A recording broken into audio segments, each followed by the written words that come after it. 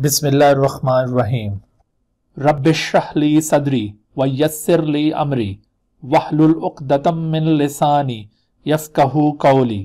बिस्मिल्लाहिर्रहमानिर्रहीम। अस्सलाम वालेकुम dear students, welcome in lecture number 39 of PMC national MDCAT 2021 biology preparation series के सिलसिले के एक और लेक्चर के साथ आपके सामने हाजिर हैं और आज हम यूनिट नंबर 10 स्टार्ट कर रहे हैं, सपोर्ट एंड मूवमेंट।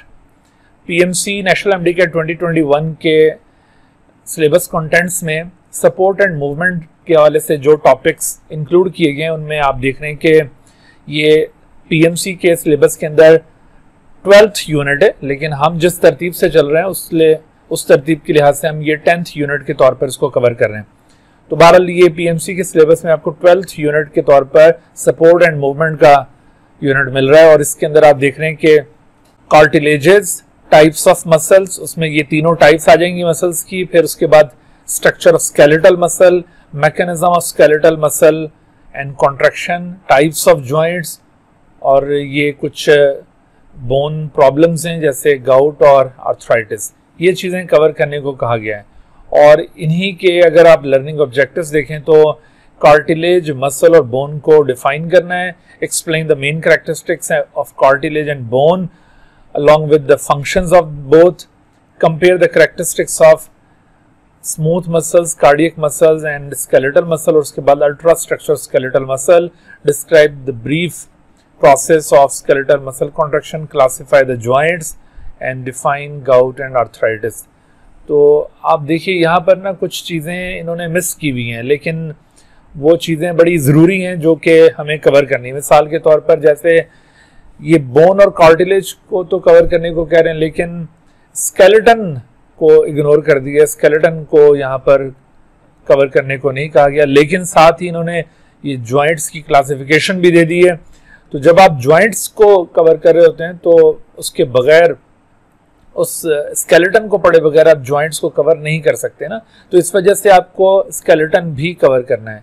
और इसी तरह से जब आप ये गाउट और आर्थराइटिस से दो बोन प्रॉब्लम पढ़ेंगे तो जो इससे रिलेटेड और मजीद बोन प्रॉब्लम्स हैं वो भी आपको कवर करने होंगे, ठीक है। और टू सम एक्सटेंट हम मसल के प्रॉब्लम्स को भी यहाँ पर एड्रेस करेंगे। तो इन टॉपिक्स को कवर करने के लिए हमने आज के लेक्चर में जो हमारे लर्निंग ऑब्जेक्टिव्स अरेंज किए हैं वो कुछ इस तरह से होंगे कि सबसे पहले हम structure and function of cartilage and bone के बारे में बात करेंगे, फिर ह्यूमस स्केलेटन और फिर क्लासिफिकेशन ऑफ जॉइंट्स। उसके बाद फिर आपको जो जॉइंट्स के डिफरेंट प्रॉब्लम्स हैं जिसमें गाउट और आर्थराइटिस स्पेशली और बाकी प्रॉब्लम्स के बारे में भी बताएंगे। इसके अलावा तीनों जो टाइप के मसल्स हमारे बॉडी में पाए जाते हैं, स्मूथ मसल्स, कार्डियक मसल और स्केलेटल मसल, इनका एक कंपैरेटिव अकाउंट देखेंगे और इनके बारे में जो मेजर डिफरेंसेस हैं उनको हाईलाइट किया जाएगा। Ultrastructure of skeletal muscle, यानी हम स्केलेटल मसल का structure up to the ultrastructure discuss करेंगे और उसके बाद फिर आपको स्केलेटल मसल का जो कॉन्ट्रैक्शन का मैकेनिज्म है, किस तरह से कॉन्ट्रैक्ट होते हैं, किस तरह एनर्जी हासिल होती है इनको, ये सारी चीज़ों को कवर किया जाएगा। और आखिर में फिर स्केलेटल मसल की अरेंजमेंट किस तरह से बॉडी के अंदर और मसल से रिलेटेड जो कुछ खास प्रॉब्लम्स हैं उनका भी जिक्र किया जाएगा। तो ये हमारे आज के लर्निंग ऑब्जेक्टिव्स होंगे। तो आइए लेक्चर का बाकायदा आगाज करते हैं। अच्छा, सबसे पहले हम यहाँ पर सपोर्ट और मूवमेंट का एक बेसिक कॉन्सेप्ट यहाँ पे लर्न करते हैं। इससे पहले कि हम बोन्स और कार्टिलेजेस को डिस्कस करें, थोड़ा सा आइडिया ये सपोर्ट और लोकोमोशन के हवाले से क्लियर कर लें कि सपोर्ट खास तौर पर टेरेस्ट्रियल ऑर्गेनिजम्स के लिए एक इम्पॉर्टेंट फीचर होता है, क्योंकि टेरेस्ट्रियल ऑर्गेनिजम्स को कुछ मैकेनिकल स्ट्रेसेस का ज्यादा सामना करना पड़ता है। मिसाल के तौर पर ग्रेविटी है या फिर ये विंड है, तो इस तरह के मैकेनिकल स्ट्रेसेस को चूंकि टेरेस्ट्रियल ऑर्गेनिज्म ज्यादा फेस कर रहे होते हैं as compare to aquatic organism, इस वजह से in order to overcome the effects of the mechanical stresses, some sort of stability is required by the organism, and that stability is provided by the skeleton। वो stability क्या कहलाती है? वो stability support कहलाती है and that support is provided by the skeleton. Skeleton body का कोई भी ऐसा पार्ट हो सकता है जो बॉडी को स्टेबिलिटी प्रोवाइड करता हो। Any part of the body which give rise support is called skeleton. Skeleton का ये हरगिज मतलब नहीं है कि it must consist of a hard framework. Skeleton may consist of liquid. It may consist of watery solution, aqueous medium, such as hydrostatic skeleton. Hydrostatic skeleton ये किसी hard framework पर मुश्तमिल स्केलेटन नहीं है, ये जस्ट लिक्विड या watery solution पर मुश्तमिल स्केलेटन है. कुछ ऑर्गेनिजम्स के अंदर ये सपोर्ट प्रोवाइड कर रहा है. फिर इसी तरह से exoskeleton which is situated outside the body wall, it also provide support. और endoskeleton, it is situated inside the body wall and it provide support. अगरचे ये दोनों स्केलेटन, एंडो और एक्सोस्केलेटन, ये हार्ड फ्रेमवर्क पर मुश्तमिल है, यानी इनके अंदर बोन्स और कार्टिलेज या फिर कोई हार्ड लेयर इन्वॉल्व होती है, तो हार्ड फ्रेमवर्क पर मुश्तमिल ये दोनों स्केलेटन होंगे. अलबत्ता ये जो हाइड्रोस्टैटिक स्केलेटन का मैंने आपको बताया ये लिक्विड इन नेचर है. अच्छा, तो दूसरी तरफ आप देखिए कि लोकोमोशन या मूवमेंट, तो movement basically it is a kind of response. किस तरह का ये रिस्पॉन्स है? This is the response in order to get the favourable stimulus. कोई फेवरेबल स्टिमुलस मिलता है तो आप टूवर्ड्स दैट स्टिमुलस मूव करते हैं, उस फेवरेबल स्टिमुलस को अचीव करने के लिए आप मूवमेंट परफॉर्म करते हैं. या फिर in order to avoid the harmful stimulus, कोई हार्मफुल स्टिमुलस मिल रहा है तो उससे बचने के लिए आप मूवमेंट परफॉर्म करेंगे. ठीक है, तो इस तरह से movement is a kind of body response, और ये किसी फेवरेबल स्टिमुलस के लिए भी हो सकती है और किसी हार्मफुल स्टिमुलस के लिए भी हो सकती है. अगर फेवरेबल स्टिमुलस के लिए ये मूवमेंट होगी यानी टुवर्ड्स दैट स्टिमुलस होगी तो इसे पॉजिटिव कहा जाएगा. In that sense it will be called as positive. और अगर ये किसी हार्मफुल स्टिमुलस को अवॉइड करने के लिए ये मूवमेंट होगी तो इसे फिर नेगेटिव मूवमेंट कंसिडर किया जाएगा. तो मूवमेंट की एक किस्म होती है जो स्पेशली एनिमल्स में पाई जाती है, उस मूवमेंट को कहते हैं locomotion. This is the movement of the organism from one place to another place. This is called locomotion, और ये एनिमल्स का एक कैरेक्टरिस्टिक फीचर है. ठीक है, plants are unable to locomote, वो एक स्टैटिक लाइफ गुजारते हैं, but they do show movements. उनके अंदर मूवमेंट्स भी जरूर परफॉर्म हो रही होती हैं, लेकिन वो movements non locomotory movements perform होंगी. यानी प्लांट्स भी फेवरेबल स्टिमुलस और हार्मफुल स्टिमुलस के लिए रिस्पॉन्सेज शो कर रहे होते हैं, और वो रिस्पॉन्सेज उनकी मूवमेंट्स कहलाएंगी, लेकिन प्लांट्स में लोकोमोटरी मूवमेंट्स नहीं होंगी. तो इस हवाले से ये अपने कॉन्सेप्ट याद रखने कि अगर आपसे पूछा जाए कि which of the following organisms requires more support, तो उसमें टेरेस्ट्रियल ऑर्गेनिजम्स या फिर एक्वाटिक ऑर्गेनिजम्स या बोथ ऑफ देम या नन ऑफ देम, तो आपने प्रेफर करना है यहाँ पर टेरेस्ट्रियल ऑर्गेनिजम्स को, चूंकि मैंने आपको बताया कि ये मैकेनिकल स्ट्रेसेस टेरेस्ट्रियल ऑर्गेनिजम्स के ऊपर ज्यादा अप्लाई हो रहे हैं. और इसी तरह से locomotory movements are found in plants या फिर एनिमल्स या बोथ. तो ये मैंने आपको क्लियर किया है कि ये एनिमल्स की मूवमेंट होती है, प्लांट लोकोमोटरी मूवमेंट परफॉर्म नहीं करते, तो आपने ये केयरफुल रहना है. लेकिन अगर पूछा जाए कि क्या प्लांट्स मूवमेंट परफॉर्म करते हैं, तो यस, प्लांट्स मूवमेंट परफॉर्म करते हैं, लेकिन वो मूवमेंट उनकी मुख्तलिफ किस्म के रिस्पॉन्सेज होंगे किसी फेवरेबल या हार्मफुल स्टिमुलस के लिए. जैसे प्लांट ग्रोथ पैटर्न के अंदर चेंजेस शो करके मूवमेंट परफॉर्म कर रहे होते हैं, या इसी तरह से ये लीव्स को डिफरेंट डायरेक्शन में टर्न करके मूवमेंट परफॉर्म कर रहे होते हैं. तो इस तरह की मूवमेंट प्लांट के अंदर पाई जाती हैं, या कोई टर्गर चेंजेस के जरिए मूवमेंट होंगी प्लांट के अंदर. तो हमने प्लांट की मूवमेंट्स को ज्यादा डिटेल के साथ कवर नहीं करना, बस ये कुछ बेसिक कॉन्सेप्ट्स आपको बिल्कुल क्लियर होने चाहिए. तो आइए हम अपने मेन टॉपिक की तरफ बढ़ते हैं, और वो हमारा आज का जो मेन टॉपिक है उसमें हमने सबसे पहले बोन्स एंड कार्टिलेजेस के बारे में डिस्कस करना है. बोन्स और कार्टिलेजेस का ताल्लुक एंडोस्केलेटन के साथ है.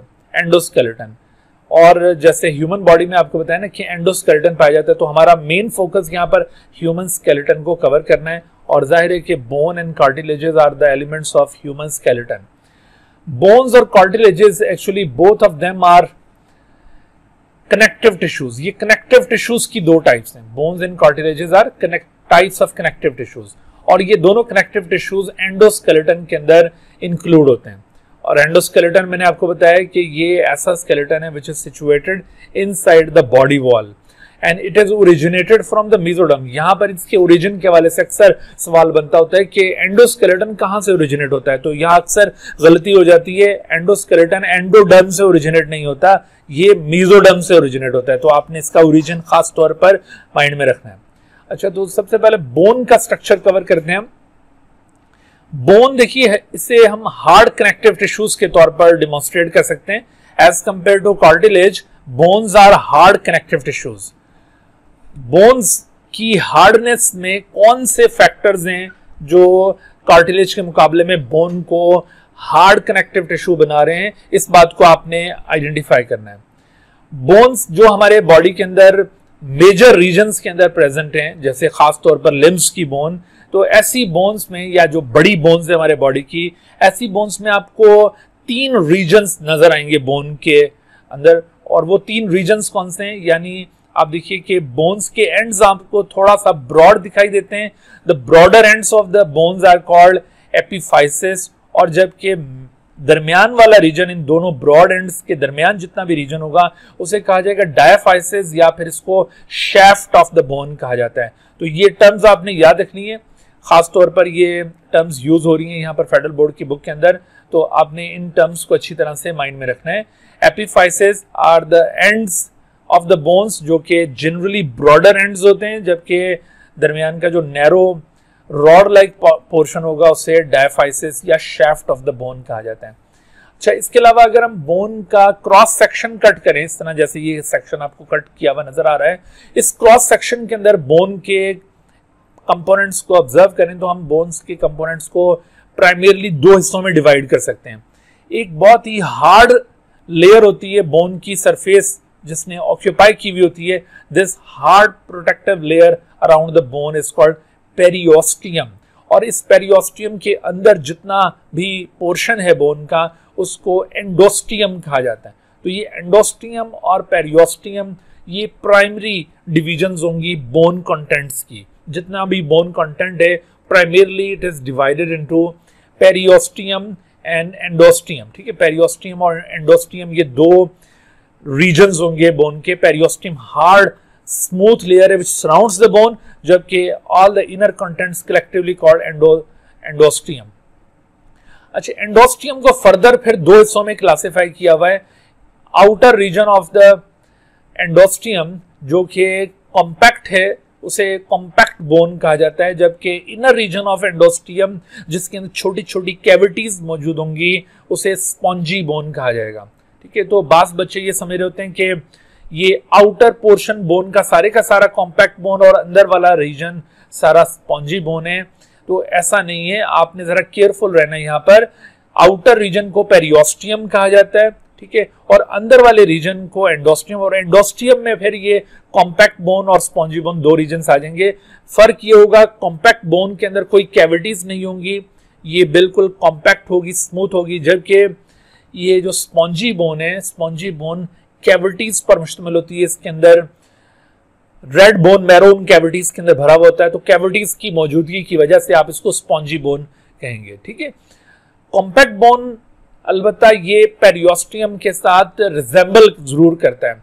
जैसे पेरियोस्टियम आपको कहा है कि ये बहुत ही हार्ड लेयर है, जबकि कॉम्पैक्ट बोन ये भी एक हार्ड लेयर है, स्मूथ लेयर है। तो इस हवाले से पेरियोस्टियम के साथ ये कॉम्पैक्ट बोन रिजेंबल कर रहा है। लेकिन डिफरेंस ये है कि जो कॉम्पैक्ट रीजन होगा बोन का उसके अंदर ब्लड वेसल्स वगैरह मौजूद होती हैं, नर्व्स मौजूद होती हैं, बट ये जो बिल्कुल आउटर हार्ड लेयर है पेरियोस्टियम, ये इस तरह की किसी ब्लड वेसल्स या इस तरह की किसी चीज से ये लेयर महरूम होगी। यानी यूं समझ लें कि periosteum actually protein rich layer होती है। इसके अंदर बहुत ज्यादा डेंसली पैक्ड कोलेजन फाइबर्स होते हैं, सेलुलर कंपोनेंट्स इसके अंदर कम है, जबकि कॉम्पैक्ट बोन ये प्रॉपर सेलुलर टिश्यू है, एक लिविंग टिश्यू है। तो इस तरह से पेरियोस्टियम से कॉम्पैक्ट बोन को डिफरेंशिएट किया जा सकता है। अलबत्ता हार्डनेस के हवाले से या स्मूथनेस के हवाले से compact bone resembles with the periosteum.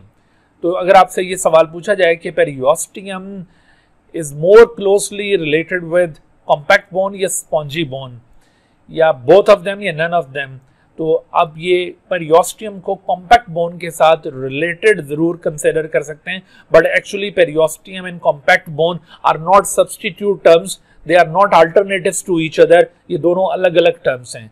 ठीक है जी। अच्छा, उसके बाद अब आप आगे बढ़िए तो आपको जो स्पॉन्जी बोन दिखाई दे रहा है, ये स्पॉन्जी रीजन असल में एपिफाइसिस के अंदर मौजूद होता है। जो आपको डायाफाइसिस या शैफ्ट ऑफ बोन बताया था, ये मुकम्मल तौर पर कॉम्पैक्ट बोन पर मुश्तमिल होगा। यहाँ पर स्पॉन्जी रीजन मौजूद नहीं होगा। Spongy region is generally present in the epiphysis region. तो एपिफाइसिस में भी जो आउटर पार्ट है वो कॉम्पैक्ट बोन है और इसके अंदर वाला हिस्सा दरअसल स्पॉन्जी बोन होगा। तो इस स्पॉन्जी रीजन के अंदर जो आपको छोटी छोटी कैविटीज दिखाई दे रही हैं, these cavities are filled by a kind of bone marrow known as red bone marrow. ये रेड बोन मैरो इसके अंदर मौजूद है and you know that red bone marrow is the site of RBC production. ठीक है, RBC की production यहाँ red bone marrow में होती है और कुछ डब्ल्यूबीसी भी यहाँ पर रेड बोन मैरो में प्रोड्यूस होते हैं। तो रेड बोन मैरो ये एपिफाइसिस रीजन के स्पॉन्जी बोन का पार्ट है, स्पॉन्जी बोन के अंदर इंक्लूडेड है। और अगर आपसे पूछा जाए कि रेड बोन मैरो ये पेरियोस्टियम का पार्ट है या एंडोस्टियम का पार्ट है या दोनों का पार्ट है या किसी का भी नहीं, तो आपने रेड बोन मैरो को किस में इंक्लूड करना है, जरा सोचिए। रेड बोन मैरो मैंने अभी आपसे अर्ज किया था कि बोन का जो आउटर रीजन होगा वो पेरियोस्टियम और उसके अंदर जितना भी कंटेंट है उस सब को एंडोस्टियम में इंक्लूड किया जाएगा। और एंडोस्टियम में फिर फर्दर ये दो टाइप्स हैं, कॉम्पैक्ट बोन और स्पॉन्जी बोन। और स्पॉन्जी बोन के अंदर चूंकि रेड बोन मैरो है तो इस वजह से red bone marrow is the part of spongy bone and spongy bone since it is the part of the endosteum therefore red bone marrow is the part of endosteum. ठीक है, तो ये आपने इनके रिलेशंस भी याद रखने हैं। अच्छा, उसके बाद आप देखिए कि जो शाफ्ट ऑफ द बोन है जिसको डायफाइसिस भी कहते हैं, जैसे मैंने आपको बताया कि इसकी भी बिल्कुल आउटर लेयर तो पेरियोस्टियम है लेकिन उसके अंदर जो एंडोस्टियम पोर्शन है it consist of only compact bone, there is no spongy region but there is a central hollow cavity. This hollow cavity in the shaft region is called lumen of the bone and this lumen is generally filled by another kind of bone marrow known as yellow bone marrow. तो इस तरह से दो किस्म के bone marrow bone में मौजूद हैं, एक रेड बोन मैरो जो कि स्पॉन्जी रीजन के अंदर मौजूद है और स्पॉन्जी रीजन बताया था कि एपिफाइसिस वाले एरिया में, और जबकि जो शाफ्ट ऑफ द बोन है यहाँ पर बोन का जो ल्यूमेन होता है, ल्यूमेन अंदर वाली कैविटी, उसके अंदर ये येलो बोन मैरो प्रेजेंट होगा। तो जैसे मैंने आपको बताया कि red bone marrow is concern with the RBC production या ब्लड सेल्स प्रोडक्शन के साथ वाबस्ता है वो, लेकिन येलो बोन मैरो इसका क्या रोल है? तो yellow bone marrow is actually the region of storage of lipid, it is lipid rich substance, यहाँ पर बहुत ज्यादा लिपिड स्टोर्ड होते हैं। तो ये आपने जितने भी पैरामीटर्स मैंने आपको बताए बोन के हवाले से, इनको आप माइंड में रखिएगा। यहाँ पर अक्सर मुख्तलिफ जो करेक्टरिस्टिक्स आपको पॉइंट आउट किए इनके हवाले से सवालात उभरते हैं।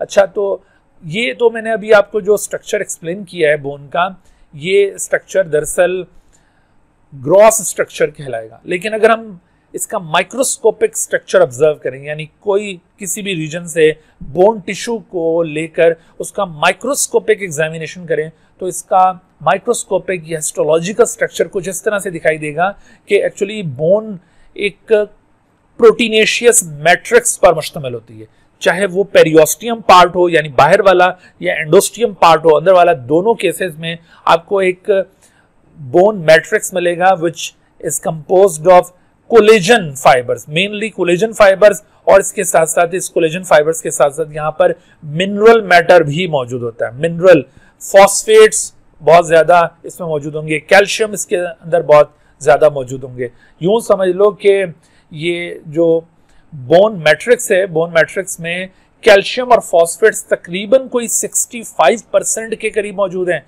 और बाकी का जो 35% है वो ये कोलेजन फाइबर्स पर मुश्तमिल है। कोलेजन फाइबर यानी ऑर्गेनिक पार्ट ये 35% के करीब है और जो इनऑर्गेनिक पोर्शन है उसने ज्यादा पोर्शन ऑक्यूपाई किया हुआ है। तो इनऑर्गेनिक पार्ट ने 65% पोर्शन को ऑक्यूपाई किया हुआ है।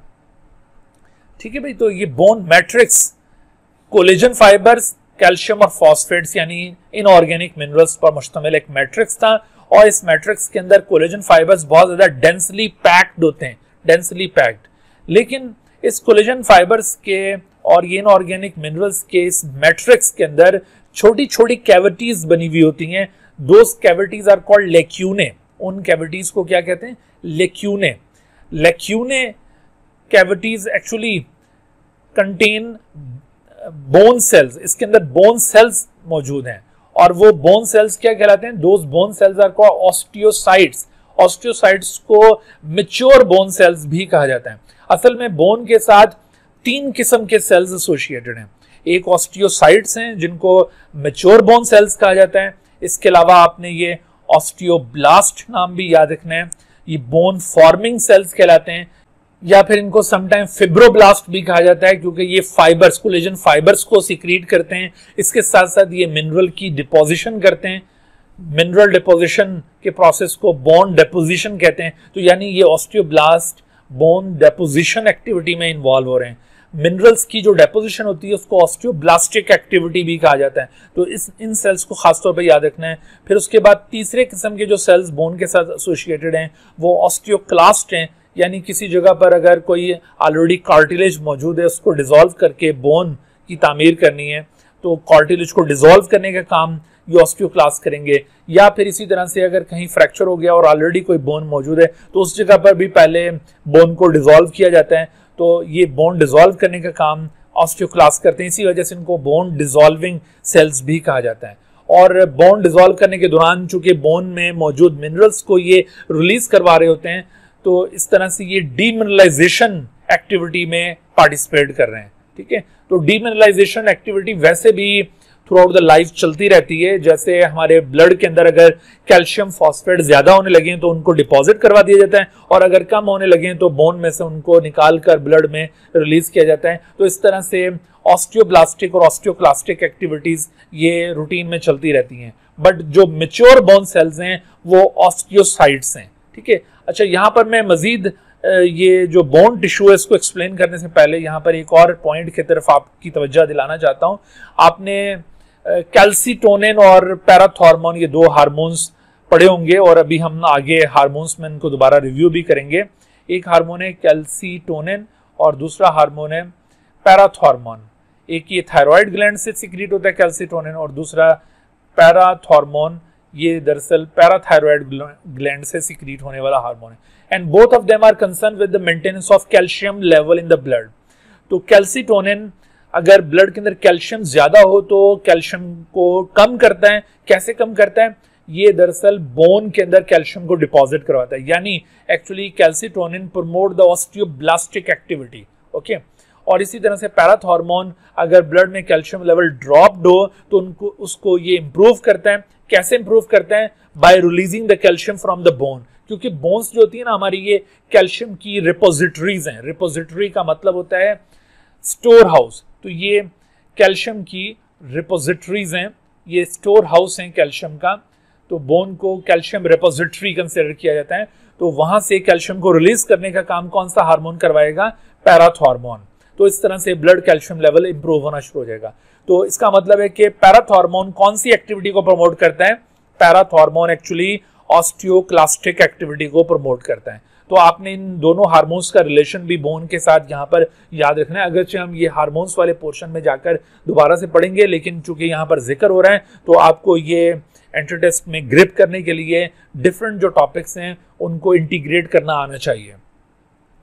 अच्छा, तो आप देख रहे थे कि बोन टिश्यू एक कोलेजन फाइबर्स पर मुश्तमिल है और ये कोलेजन फाइबर्स का मैट्रिक्स बोन मैट्रिक्स कहलाता है, जिसके अंदर कोलेजन फाइबर्स के साथ साथ बहुत सारे इनऑर्गेनिक साल्ट्स भी मौजूद हैं जैसे कैल्शियम और फॉस्फेट के साल्ट्स। इसके अलावा मैंने आपको बताया कि इनके अंदर छोटी छोटी कैविटीज हैं which are called lacunae which contain bone cells और mature bone cells are called osteocyte. अच्छा, इसके अलावा आप देखिए इस कोलेजन मैट्रिक्स में और क्या है। तो आपको ये रेड कलर के आपको जो सर्कल्स नजर आ रहे हैं, these are actually longitudinal canals. आप यूं समझ लें कि इस वक्त हमने बोन का ये क्रॉस सेक्शन कट किया हुआ है जो आपको इस वक्त नजर आ रहा है, और इस क्रॉस सेक्शन में जाहिर है कि ये आपको सर्कल्स नजर आ रहे हैं, लेकिन एक्चुअली दीज आर डक्ट्स जो along the length of the bone इस तरह ट्रेवल कर रही हैं। These are longitudinal ducts. So these longitudinal ducts are called Haversian canals. तो ये लॉन्गिट्यूडनल डक्ट्स हावर्सियन कैनाल्स, इनके अंदर क्या होता है? They actually contain blood vessels as well as nerves. इनके अंदर से ब्लड वेसल्स गुजर रही हैं, नर्व्स गुजर रहे हैं। तो इसका मतलब ये हुआ कि हमारी ये जो बोन्स हैं ये लिविंग टिश्यूज हैं, यहाँ पर ब्लड की सप्लाई भी बाकायदा हो रही है, यहाँ पर नर्व्स भी मौजूद हैं, यानी इसके यहाँ पर इलेक्ट्रिकल सिग्नल्स का भी फ्लो हो रहा है और इसके साथ साथ ब्लड भी यहाँ से गुजर रहा है। तो ये लिविंग टिश्यू है। और ये ब्लड वेसल्स और नर्व्स कहाँ से गुजर रही होती हैं? तो आपने ये टर्म याद रखनी है, हावर्सियन कैनाल्स। अच्छा, इसके अलावा आप देखिए कि यहाँ पर आपको कुछ ट्रांसवर्स डक्ट्स भी दिखाई दे रही हैं, ये ब्लैक लाइंस के जरिए। These transfer ducts connect the Haversian canals and the lacunae. देखो लैक्यूने जगह जगह पर मौजूद हैं बोन मैट्रिक्स के अंदर, और ये Haversian canals along the length of the bone मौजूद हैं। तो अब इन लैक्यूने और हावर्सियन कैनाल्स के दरमियान में जो बाहम राब्ता है वो दरअसल हॉरिजॉन्टल डक्ट्स के जरिए, ये ट्रांसवर्स डक्ट्स के जरिए मुमकिन हो रहा होता है। These transverse ducts are called canaliculi, ठीक है, इनको कैनालिक्यूली कहा जाता है। तो कैनालिक्यूली और ये हावर्सियन कैनाल्स ये कलेक्टिवली एक सिस्टम फॉर्म करती हैं जिसको हावर्सियन सिस्टम कहा जाता है, क्योंकि इनके जरिए जो भी कोई कम्युनिकेशन होनी है ब्लड बोन सेल्स के दरमियान में और बाकी बॉडी के दरमियान, वो इन्हीं के जरिए मुमकिन होनी है।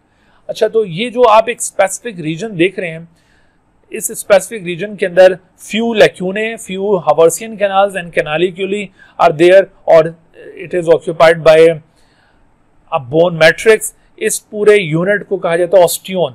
ऑस्टियोन असल में बोन का स्ट्रक्चरल यूनिट कहलाता है। बोन टिश्यू का जो स्ट्रक्चरल यूनिट होगा वो ये नहीं है कि ऑस्टियोसाइट आप पिक करें। जब भी आपसे पूछा जाए विच of the following is the structural unit of the bone tissue, तो ऑस्टियोसाइट नहीं, ना ही ऑस्टियोब्लास्ट या ऑस्टियोक्लास्ट, बल्कि आपने इसके लिए टर्म मुंतखब करनी है ऑस्टियोन। दरअसल ऑस्टियोन क्या चीज है? ऑस्टियोन इस तरह से ये एक सर्कुलर एक स्ट्रक्चर है which consist of a bone matrix in which several lacunae and Haversian canals are deposited. तो इस तरह से एक सर्कुलर रीजन स्टैब्लिश हो जाता है, यूं सिलेंड्रिकल स्ट्रैंड डेवलप हो जाता है जिसको ऑस्टियोन कहा जाता है। तो ये एक ऑस्टियोन है, इसके गिर्द यहाँ पर दूसरे ऑस्टियोन्स भी मौजूद होंगे। तो अगर आप इस तरह से बोन टिश्यू को ऑब्जर्व करें तो बोन टिश्यू में सेवरल ऑस्टियोन्स दिखाई देंगे। ये जो हमने अभी पिछली स्लाइड के ऊपर बोन का स्ट्रक्चर देखा था, तो along the length of the bone several osteons are present. तो अब आप देखिए कि ये जहां पर ऑस्टियोन्स इस तरह से बिल्कुल कॉम्पैक्ट हो तो वो कॉम्पैक्ट बोन है, और जहां पर ऑस्टियोन्स के दरमियान में हॉलो स्पेसेस पाई जाती हों, कैविटीज पाई जाती हूं which are filled by the red bone marrow, तो उस रीजन को आप स्पॉन्जी बोन कहेंगे। यानी कॉम्पैक्ट बोन में osteons are compactly packed, whereas in case of spongy bone the osteons have small spaces among them, therefore this region becomes the spongy। तो ये spongy bone कहलाएगा, ठीक है जी। तो इस तरह से आपको ये बोन का माइक्रोस्कोपिक स्ट्रक्चर भी क्लियर हो गया, इसका जो ग्रॉस स्ट्रक्चर था वो भी क्लियर हो गया। तो इस हवाले से अब एक सवाल देखिए कि the outer connective tissue around the bone is called and the inner region is called. अब आप देखें आउटर रीजन को क्या कॉम्पैक्ट बोन और इनर को स्पॉन्जी बोन कहेंगे। यहाँ पर बात हो रही है ओवरऑल बोन से मुतालिक, ठीक है, यहाँ पर वो अंदर वाले हिस्से के मुतालिक बात नहीं हो रही। जैसे अगर हम एंडोस्टियम के बारे में पूछते हैं तो वहां पर आप ये कॉम्पैक्ट और स्पॉन्जी बोन को ऑप्ट कर सकते थे। बहरहाल यहाँ पर चूंकि ओवरऑल बोन के मुतालिक सवाल हो रहा है तो आउटर रीजन को क्या कहेंगे, पैराइटल, और इनर को सेंट्रल बोन। ये भी रविजा टर्म्स नहीं है, यानी इनको आमतौर पर राइज नहीं किया हुआ, जबकि यहाँ पर जो सूटेबल ऑप्शन है वो क्या है, आउटर रीजन को पेरियोस्टियम कहा जाता है और इनर को एंडोस्टियम कहा जाता है, ठीक है। तो सी इज द राइट आंसर इस केस में। अच्छा, उसके बाद हम कार्टिलेज का अगर स्ट्रक्चर एक्सप्लोर करें तो कार्टिलेजेस की कोई डेफिनेट शेप नहीं होती। जिस तरह से अभी आपने बोन्स की डेफिनेट शेप मुलाहिजा की कि उसके एंड्स ब्रॉड होते हैं और दरमियान में एक नैरो रीजन होता है। मोस्टली जो बड़ी बोन्स हैं उनका ऐसा स्ट्रक्चर होगा, अगरचे बहुत सारी छोटी बोन्स उनकी शेप इससे मुख्तलिफ हो सकती है, लेकिन जनरली हम वो पार्ट्स अज्यूम कर रहे होते हैं बोन के स्ट्रक्चर के अंदर। But cartilages generally have no such structural features. Cartilages हमेशा ये डिफरेंट शेप्स में पाई जाती होंगी, लेकिन हर कार्टिलेज में आपको ये जो बुनियादी स्ट्रक्चर है वो एक ही जैसा मिलेगा। वो क्या कि cartilage is also covered by a dense layer of collagen fibres which is very much rich in protein, जबकि यहाँ पर सेल्स बहुत रेयर होंगे। This very much rich layer of the protein fibre is called perichondrium. जैसे हमने bones में इसके parallel जो स्ट्रक्चर देखा वो था पेरियोस्टियम, यहां पर उसकी जगह पेरिकॉन्ड्रियम आ गया। पेरिकॉन्ड्रियम भी कोलेजन फाइबर्स पर मुश्तमिल एक डेंस मैट्रिक्स है, लेकिन फर्क ये होगा कि यहां पर जो कोलेजन फाइबर्स हैं उनको हम टाइप 2 कोलेजन फाइबर्स कहते हैं। टाइप 2 कोलेजन फाइबर्स, असल में कोलेजन फाइबर्स की दो किस्म होती हैं, एक टाइप 2 कोलेजन और दूसरा टाइप 1 कोलेजन। तो जो टाइप 2 कोलेजन है ये थोड़ा सा सॉफ्ट कोलेजन है, जो टाइप 1 कोलेजन बोन्स के अंदर था वो दरअसल थोड़ा सा हार्ड कोलेजन होता है। तो ये टाइप 2 कोलेजन जो कि यहाँ पर एक लेयर फॉर्म कर रहा है और ये लेयर कंपैरेटिवली बोन के ये थोड़ा सा लेस डेंस लेयर होगी और इसी वजह से ये थोड़ी सॉफ्ट लेयर है। और वैसे भी यहाँ पर जो कोलेजन की टाइप मैंने बताई ये टाइप 2 है और इसकी वजह से भी इसके अंदर सॉफ्टनेस मौजूद है। बहरहाल अगर आपसे पूछा जाए किसी क्वेश्चन में कि perichondrium is parallel to which structure of the bone, तो इसको आपने पेरियोस्टियम के पैरेलल मानना है, लेकिन पेरियोस्टियम के मुकाबले में ये लेस टफ होगी, ये बात भी जहन में रहे। अच्छा, पेरिकॉन्ड्रियम के अंदर की तरफ आपको कार्टिलेज मैट्रिक्स मिलेगा। जैसे बोन के अंदर भी आपने एक प्रोटीनेशियस मैट्रिक्स देखा था, बिल्कुल इसी तरह से यहाँ पर भी एक प्रोटीनेशियस मैट्रिक्स होगा। Again this matrix is made up of collagen, यहाँ पर भी वही टाइप 2 कोलेजन है, बट इस कोलेजन मैट्रिक्स के अंदर एक तो ये जो कोलेजन फाइबर्स हैं वो बहुत लूजली पैक्ड होते हैं, इस वजह से कार्टिलेज थोड़ी सॉफ्ट होती हैं, और secondly there are no mineral deposition. ठीक है, कोलेजन मैट्रिक्स के अंदर यहाँ पर कोई मिनरल की डेपोजिशन नहीं है। जैसे अभी आपको मैंने बोन के अंदर 65% जो उसका मैट्रिक्स था वो मैंने बताया कि वो सिर्फ इनऑर्गेनिक मिनरल्स पर मुश्तमिल था, तो यहाँ पर कोई मिनरल की डेपोजिशन नहीं है, इस वजह से भी सॉफ्ट है। तो आपने ये जो सॉफ्टनेस के रीजंस हैं ना ये याद रखने हैं, इनके ऊपर सवाल बनेंगे। मिसाल के तौर पर एक तो ये perichondrium as come to periosteum soft है, दूसरी तरफ फिर ये जो कोलेजन मैट्रिक्स आप देख रहे हैं कार्टिलेज का ये भी लूजली पैक्ड है और ये टाइप 2 कोलेजन का बना हुआ है, तो इस वजह से ये सॉफ्ट है। और तीसरे आपको इसके अंदर बताया कि कोई मिनरल्स वगैरह मौजूद नहीं है, जबकि बोन के कोलेजन मैट्रिक्स में मिनरल्स भी मौजूद थे। ठीक है, तो इन पॉइंट्स को आपने सामने रखना है। अच्छा, बोन्स की तरह यहां पर भी कोलेजन मैट्रिक्स के अंदर आपको कुछ कैविटीज नजर आएंगी। These cavities are as usual called as lacunae. जैसे बोन के अंदर इनको लैक्यूने का नाम दिया था, यहां पर भी इनको लैक्यूने ही कहा जाएगा। यहां पर भी इन लैक्यूने के अंदर सेल्स प्रेजेंट हैं और इन सेल्स को कॉन्ड्रोसाइट कहा जाएगा। जैसे बोन के अंदर आपने लैक्यूने के अंदर जो सेल्स देखे वो ऑस्टियोसाइट्स थे, लेकिन यहां पर जो सेल्स होंगे वो कॉन्ड्रोसाइट्स हैं। एक और फर्क यहां पर ये होगा कि बोन के लैक्यूने के अंदर जो ऑस्टियोसाइट्स हैं वो बड़े कॉम्पैक्टली पैक्ड होते हैं, इस वजह से भी बोन थोड़ी हार्ड हो जाती है। और यहां पर जो कॉन्ड्रोसाइट्स प्रेजेंट है, मैच्योर कार्टिलेज सेल्स, ये लूजली पैक्ड हैं और इस वजह से भी कार्टिलेज थोड़ी सी सॉफ्ट है। अच्छा, तीसरा यहां पर देखिए कि कोई आपको हावर्सियन कैनाल टाइप का सिस्टम नजर नहीं आएगा, जैसा कि बोन्स में आपने देखा कोई हावर्सियन कैनाल्स नहीं है, कोई कैनालिक्यूली टाइप के स्ट्रक्चर्स नहीं है। इसका मतलब है कि क्या कार्टिलेज के अंदर कोई ब्लड सप्लाई प्रेजेंट है? No blood supply. क्या यहाँ पर कोई नर्व सप्लाई मौजूद है? No nerve supply. तो फिर सवाल ही पैदा होता है कि क्या कार्टिलेज कोई डेड टिश्यू है? No, this is living tissue. Then how it gets its nutrition? Nutrition फिर कैसे लेता है ये? तो आप याद रखो बेटा कि कार्टिलेज के अंदर जो न्यूट्रिशन की सप्लाई है वो बाय मींस ऑफ डिफ्यूजन हो रही है। यहाँ पर ऐसा नहीं है कि कार्टिलेजेस में कोई बाकायदा ब्लड सप्लाई और उसके जरिए फिर ये चीजें एक्सचेंज हो रही हो। यहाँ पर ब्लड सप्लाई बिल्कुल नहीं है। इसी वजह से आपने देखा होगा कि सर्दियों में जहाँ पर हमारे बाकी जो बॉडी पार्ट्स हैं वो थर्मो रेगुलेशन परफॉर्म कर रहे होते हैं, लेकिन जो कार्टिलेजन स्ट्रक्चर होता है वो थर्मो रेगुलेशन परफॉर्म नहीं कर पाता और सर्दियों में वो ठंडा हो जाता है। जैसे ये ईयर पिन्ना जो प्योरली कार्टिलेज का बना हुआ है ये ठंडा हो जाएगा, ये नोज की टिप ये भी कार्टिलेजनस है, ये बहुत ठंडी हो जाएगी। तो इनके अंदर थर्मो रेगुलेशन का मैकेनिज्म इसी वजह से नहीं है कि यहाँ पर ब्लड की सप्लाई नहीं है। ठीक है भाई, तो ये कार्टिलेज के आपने पैरामीटर्स देखे। कार्टिलेजेस ये बोन के मुकाबले में बिल्कुल डिफरेंट टिश्यूज हैं। अच्छा, कार्टिलेजेस की 3 बेसिक टाइप्स हम रिकग्नाइज कर सकते हैं हमारे बॉडी के अंदर और इनकी एग्जांपल्स दी हुई हैं। खासतौर पर जो फेडरल बोर्ड की बुक है उसमें आपने इन एग्जांपल्स को जरूर याद रखना है कि ये कार्टिलेजेस कहाँ कहाँ पर मौजूद हैं। मोस्ट अबंडेंट कार्टिलेज, अक्सर ये सवाल पूछा जाता है which one is the most abundant cartilage, तो वो ये हाइलाइन कार्टिलेज है। और ये अमूमन जितनी भी हमारी लॉन्ग बोन्स हैं, जैसे ये आप बोन देख रहे हैं, तो इन बोन्स के एंड के ऊपर जहां पर ये bones freely movable joint form कर रही होती हैं, तो at the end of the long bones hyaline cartilages are present. जबकि फिब्रो कार्टिलेज एक और किस्म है तो ये इंटरवर्टिब्रल डिस्क के अंदर खास तौर पर मौजूद हैं। इंटरवर्टिब्रल डिस्क में ये फिब्रोकार्टिलेज है। और इलास्टिक कार्टिलेजेस ये ईयर पिना के अंदर मौजूद है। एपिग्लोटिस भी इलास्टिक कार्टिलेज का बना हुआ है। जो हमारे ट्रैकिया के अंदर सी शेप या हॉर्स शू शेप रिंग्स पाए जाते हैं, those rings are also made up of elastic cartilages. तो बॉडी में ये कौन सी कार्टिलेज किस जगह पर मौजूद है, ये एग्जांपल्स आपने बुक में से अच्छी तरह से कवर कर लेनी है।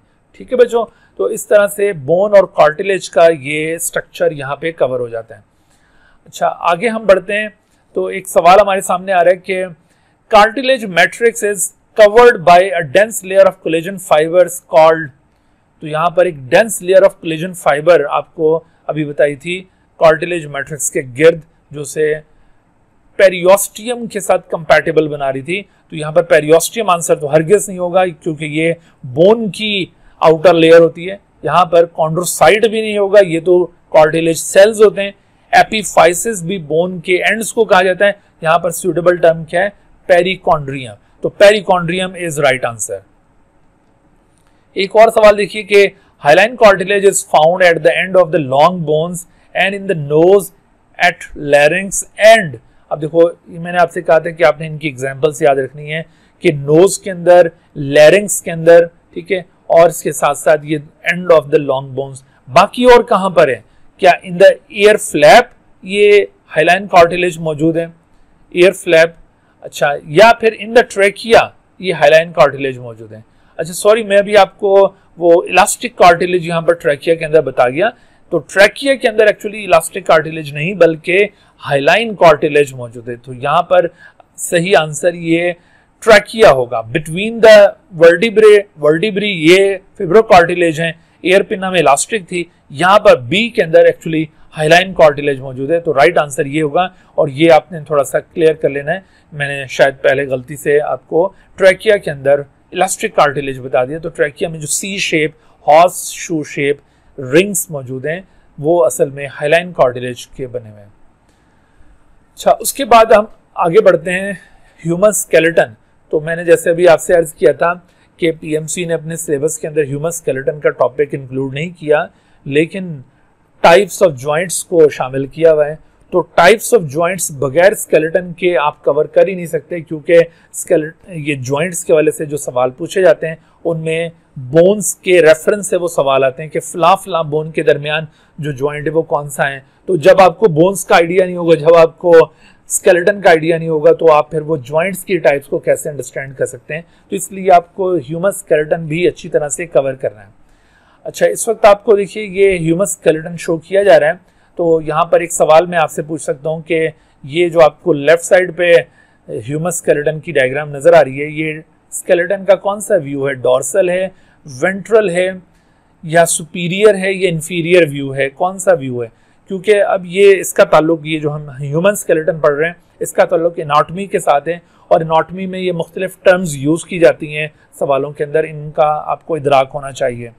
तो आप देखिए कि ये जब आप देख रहे हो कि स्केलेटन में ये फेस आपके सामने की तरफ हो, ये फ्रंट साइड सामने की तरफ हो, तो ये दरअसल वेंट्रल व्यू कहलाता है, वेंट्रल व्यू, ठीक है। और जब ये बैक सामने हो, जैसे ये इस वक्त आपको इस स्केलेटन में ये बैक साइड आपको सामने नजर आ रही है, तो ये दरअसल इसका डॉर्सल व्यू होगा, डॉर्सल व्यू। अच्छा, और सुपीरियर व्यू कौन सा होता है? अगर हम बिल्कुल ऊपर से ओवर व्यू लेते इस तरह से, तो वो सुपीरियर व्यू होता है। और इंफीरियर व्यू लोअर साइड से अगर हम व्यू लेते हैं, नीचे पैरों वाली साइड से, तो वो इंफीरियर व्यू कहलाता। और इसी तरह से हम वेंट्रल और डॉर्सल के लिए इंटीरियर और पोस्टीरियर की टर्म्स भी यूज करते हैं। जैसे ये वाली जो आपको शेप नजर आ रही है, ये ना सिर्फ वेंट्रल व्यू है, और वेंट्रल के साथ साथ आप इसको इंटीरियर भी कह सकते हैं। This is also known as interior. और ये जैसे मैंने अभी आपको बताया कि ये डॉर्सल है, डॉर्सल व्यू, और डॉर्सल के साथ साथ आप इसको पोस्टीरियर व्यू भी कह सकते हैं, पोस्टीरियर। तो ये आपने स्केलेटन के हवाले से कुछ चीजों को याद रखना है। अच्छा, उसके बाद हम ह्यूमन स्केलेटन को प्राइमरली दो हिस्सों में क्लासिफाई कर सकते हैं। ह्यूमन स्केलेटन का एक हिस्सा कहलाएगा axial skeleton. Axial skeleton, axial skeleton कौन सा होगा? एक्सियल स्केलेटन असल में वो तमाम स्केलेटल एलिमेंट्स पर मुश्तमिल पार्ट है जो कि along the axis of the body मौजूद हैं। और along the axis से क्या मुराद है? दरअसल ये जो बॉडी की सेंट्रल लाइन है, एक इमेजिनरी सेंट्रल लाइन, इसको बॉडी एक्सेस कहा जाता है या median line of the body कहा जाता है। तो ये मीडियन लाइन या बॉडी एक्सेस, इसके ऊपर जितने भी स्केलेटल डिविजन्स नजर आ रही हैं उन सबको कलेक्टिवली एक्सियल स्केलेटन कहा जाएगा। तो इसमें क्या कुछ मौजूद है? इसमें सबसे पहले आपको ये स्कल नजर आ रहा है, फिर ये आपको ये वर्टिब्रल कॉलम नजर आ रहा है, ये रिब केज नजर आ रहा है, और फिर ये वर्टिब्रल कॉलम बैक साइड पर ये दिखाई दे रहा है। सो ये तीन एलिमेंट्स ये कलेक्टिवली एक्सियल स्केलेटन कहलाएंगे। और उसके बाद ह्यूमन स्केलेटन की जो दूसरी डिवीजन है वो है अपेंडिकुलर स्केलेटन। तो अपेंडिकुलर स्केलेटन का क्या मतलब है? अपेंडिकुलर स्केलेटन का मतलब है कि those skeletal divisions which are included in the appendages of our body. और अपेंडेजेस किसे कहते हैं? अपेंडेजेस कहते हैं आर्म्स को, ये आर्म्स और इसके साथ साथ लेग्स, ठीक है, ये लेग्स और आर्म्स ये अपेंडेजेस हैं। दरअसल हमारे बॉडी में अगर हम एनाटॉमिकली यूं डिविजन्स बनाएं तो एनाटॉमिकली आप देखेंगे कि बॉडी के अंदर ये हेड रीजन आ जाता है, हेड, ये इसको कहते हैं ट्रंक, ये यहाँ से लेकर ये सारा ट्रंक, और इनको कहा जाता है लिम्ब्स। तो लिम्ब्स जो होते हैं ना ये हमारे अपेंडेजेस हैं, limbs are actually our appendages. Clear होगी बात? तो अपेंडेजेस के अंदर जो भी स्केलेटल डिविजन्स मौजूद होंगी वो स्केलेटल डिविजन्स दरअसल अपेंडिकुलर स्केलेटन कहलाएंगी। तो हमारे स्केलेटन में एक्सियल स्केलेटन के अंदर तकरीबन कोई 80 बोन्स इंक्लूडेड हैं और अपेंडिकुलर स्केलेटन में तकरीबन 126 बोन्स इंक्लूडेड हैं, और दोनों को अगर सम अप किया जाए तो ऐसी सूरत में 206 बोन्स बन जाती हैं। तो human skeleton in adult human being consist of how many bones? तो इट कंसिस्ट ऑफ 206 बोन्स। लेकिन याद रखो कि जब हमारी पैदाइश होती है तो पैदाइश के वक्त या पैदाइश से पहले एम्ब्रियोनिक लाइफ में तकरीबन कोई more than 350 bones are there, but ये 350 बोन्स में से बेशतर बोन्स फ्यूज कर जाती हैं और इनका नंबर लिमिट होकर ये इस तरह से 206 तक रह जाता है। तो पैदाइश और पैदाइश से पहले कोई 350 के करीब बोन्स थी, लेकिन बाद में वो बहुत सारी बोन्स फ्यूज करके नंबर ऑफ बोन्स कम हो गया और एडल्ट ह्यूमन बीइंग में आपको 206 बोन्स मिलेंगी। और इन 206 बोन्स को आपने देखा कि दो डिविजन्स के अंदर क्लासिफाई किया है, एक्सियल स्केलेटन और अपेंडिकुलर स्केलेटन। यहाँ पर अक्सर सवालात बनेंगे कि human skeleton is primarily divided into how many divisions. तो आप याद रखो कि ये दोनों ह्यूमन स्केलेटन की डिविजन्स हैं। These are not two types of skeleton. Careful रहिएगा, अगर आपसे पूछा जाए how many types of skeleton are found in human body, तो टाइप्स ऑफ स्केलेटन तो कुछ जगहों पर आपको हाइड्रोस्टैटिक स्केलेटन मिलता है बॉडी के अंदर, कुछ जगहों पर आपको एक्सोस्केलेटन मिलेगा, जैसे ये नेल्स वगैरह ये एक्सोस्केलेटन का पार्ट हैं, या टीथ ये एक्सोस्केलेटन का पार्ट होंगे, और बाकी बॉडी के अंदर ये एंडोस्केलेटन मिलेगा। तो टाइप ऑफ स्केलेटन तो 3 ही होते हैं, लेकिन बास बच्चे ये इन दोनों को टाइप ऑफ स्केलेटन समझ रहे होते हैं। So these two are not types of skeleton, these two are divisions of human skeleton. अब इन फर्दर डिविजन्स को एक्सप्लोर करते हैं। तो एक्सियल स्केलेटन आप देख रहे हैं कि ये 3 स्केलेटल डिविजन्स पर मुश्तमिल है। It consist of all the bones present along the axis. उसमें देखिए स्कल आ गया, और फिर आपको मैंने बताया वर्टिब्रल कॉलम और रिब केज, और टोटल जैसे मैंने आपसे शेयर किया था कि 80 बोन्स होती हैं, 80 में से 29 बोन्स यहाँ पर स्कल के अंदर, या फिर इसको हम हेड रीजन भी कहते हैं, हेड बोन्स भी इन्हें कहा जाता है। हेड बोन्स या skull region consist of 29 bones. Vertebral column consist of 26 bones, और इसी तरह से rib cage consist of 25 bones. अगर हम ये 25, 26 और 29 को सम अप करें तो ये 80 बोन्स यहाँ पर बन जाती हैं। यहाँ पर आपने इस बात पर भी गौर करना है कि ये जो स्कल या हेड बोन्स हैं उसमें कौन कौन सी बोन्स हैं, और वर्टिब्रल कॉलम की बोन्स कौन सी और रिब केज की, क्योंकि बाज़ औक़ात यहाँ पर सवाल बनता होता है कि all of the following bones belong to the same skeletal division except, तो वो जो एक्सेप्शन होगी वो किसी और डिवीजन की होगी, बाकी एक सेम डिवीजन की बोन्स होंगी। इसलिए आपको ये इन रिलेशंस को याद रखना बहुत जरूरी है।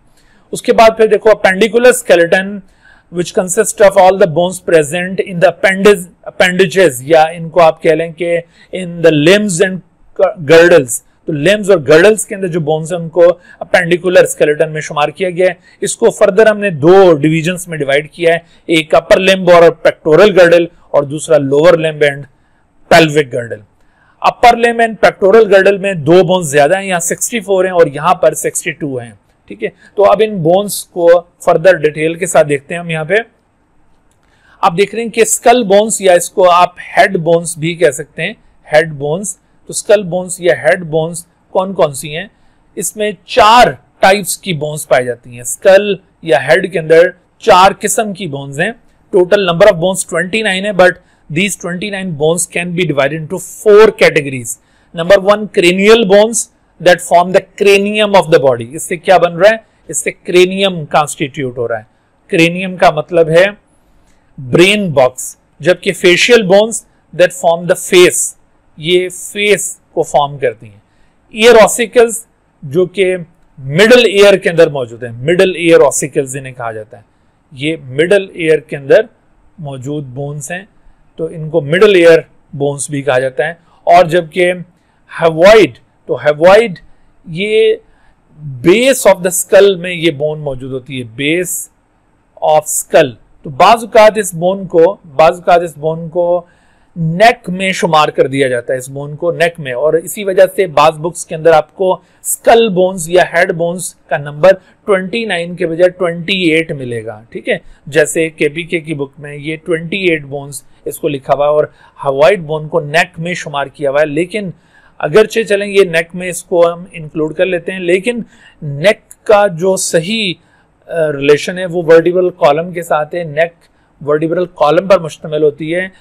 तो ये जो हवाइड बोन आप देख रहे हैं, आप यूं कह लें कि ये स्कल की बेस के अंदर मौजूद है, तो इस वजह से हम इसको नेक के मुकाबले में ज्यादा प्रेफर करते होते हैं स्कल के लिए। तो ये स्कल की बेस में प्रेजेंट बोन्स हैं। ठीक है, अच्छा, तो उसके बाद आप देखिए कि ये जो स्कल की 4 किस्म की बोन्स आपने देखी है, इनकी फर्दर डिटेल क्या है।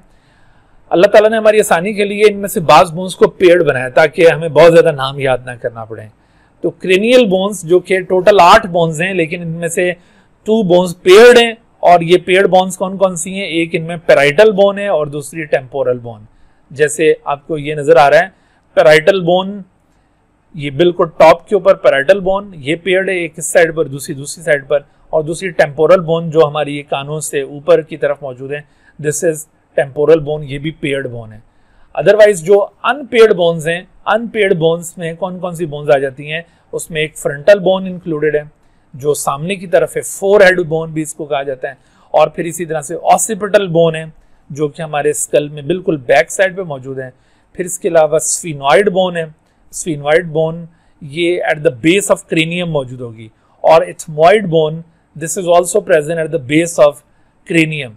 यानी क्रेनियम की बेस में 2 बोन्स हैं, एक इथमॉइड और दूसरी स्फीनॉइड।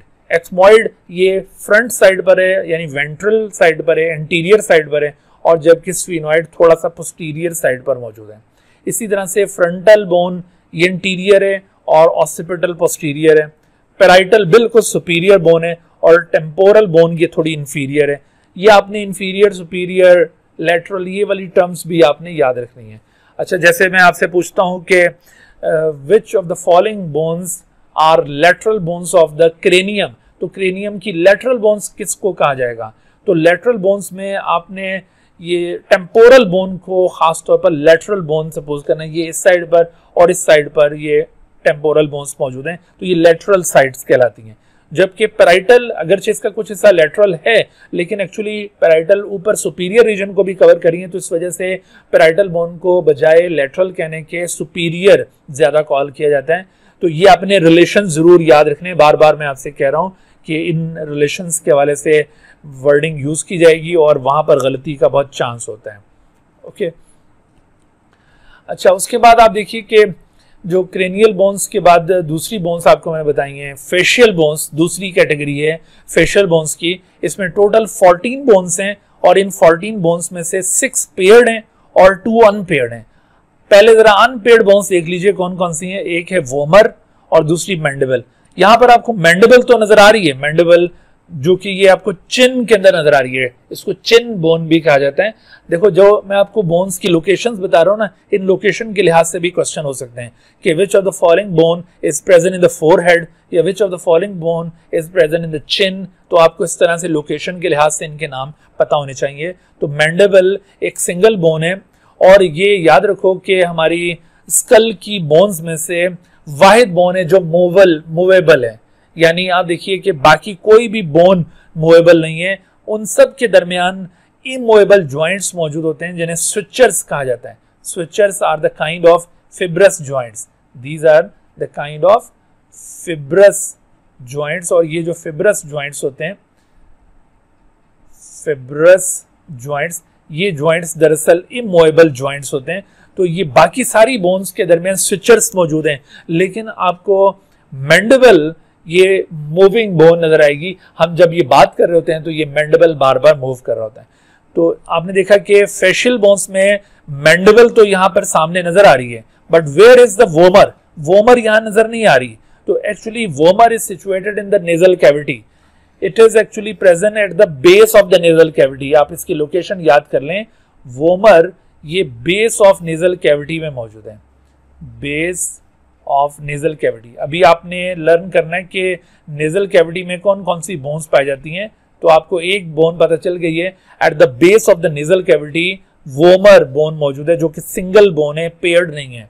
अच्छा, उसके बाद फिर बाकी जितनी भी बोन्स हैं सारी पेयर्ड हैं। उनमें आप देख रही है लैक्रिमल पेयर्ड बोन्स हैं।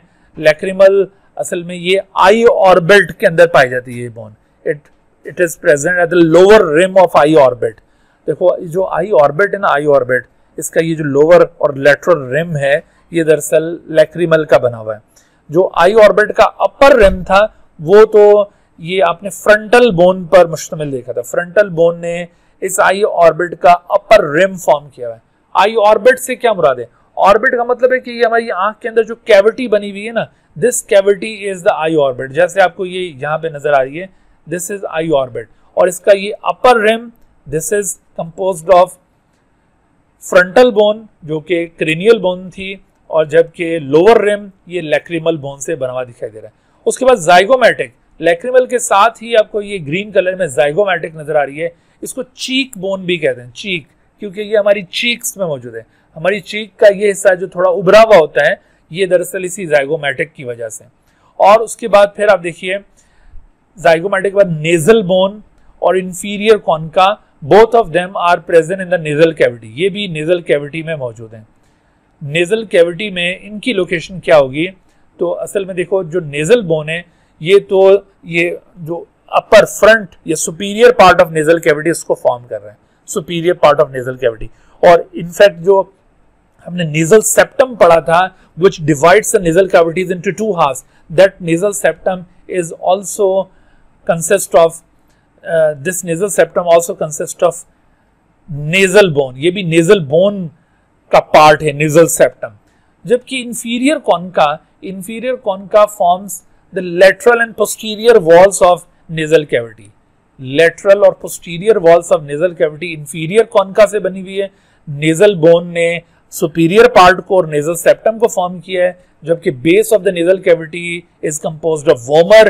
सो how many bones are associated to make the nasal cavities या to compose the nasal cavities?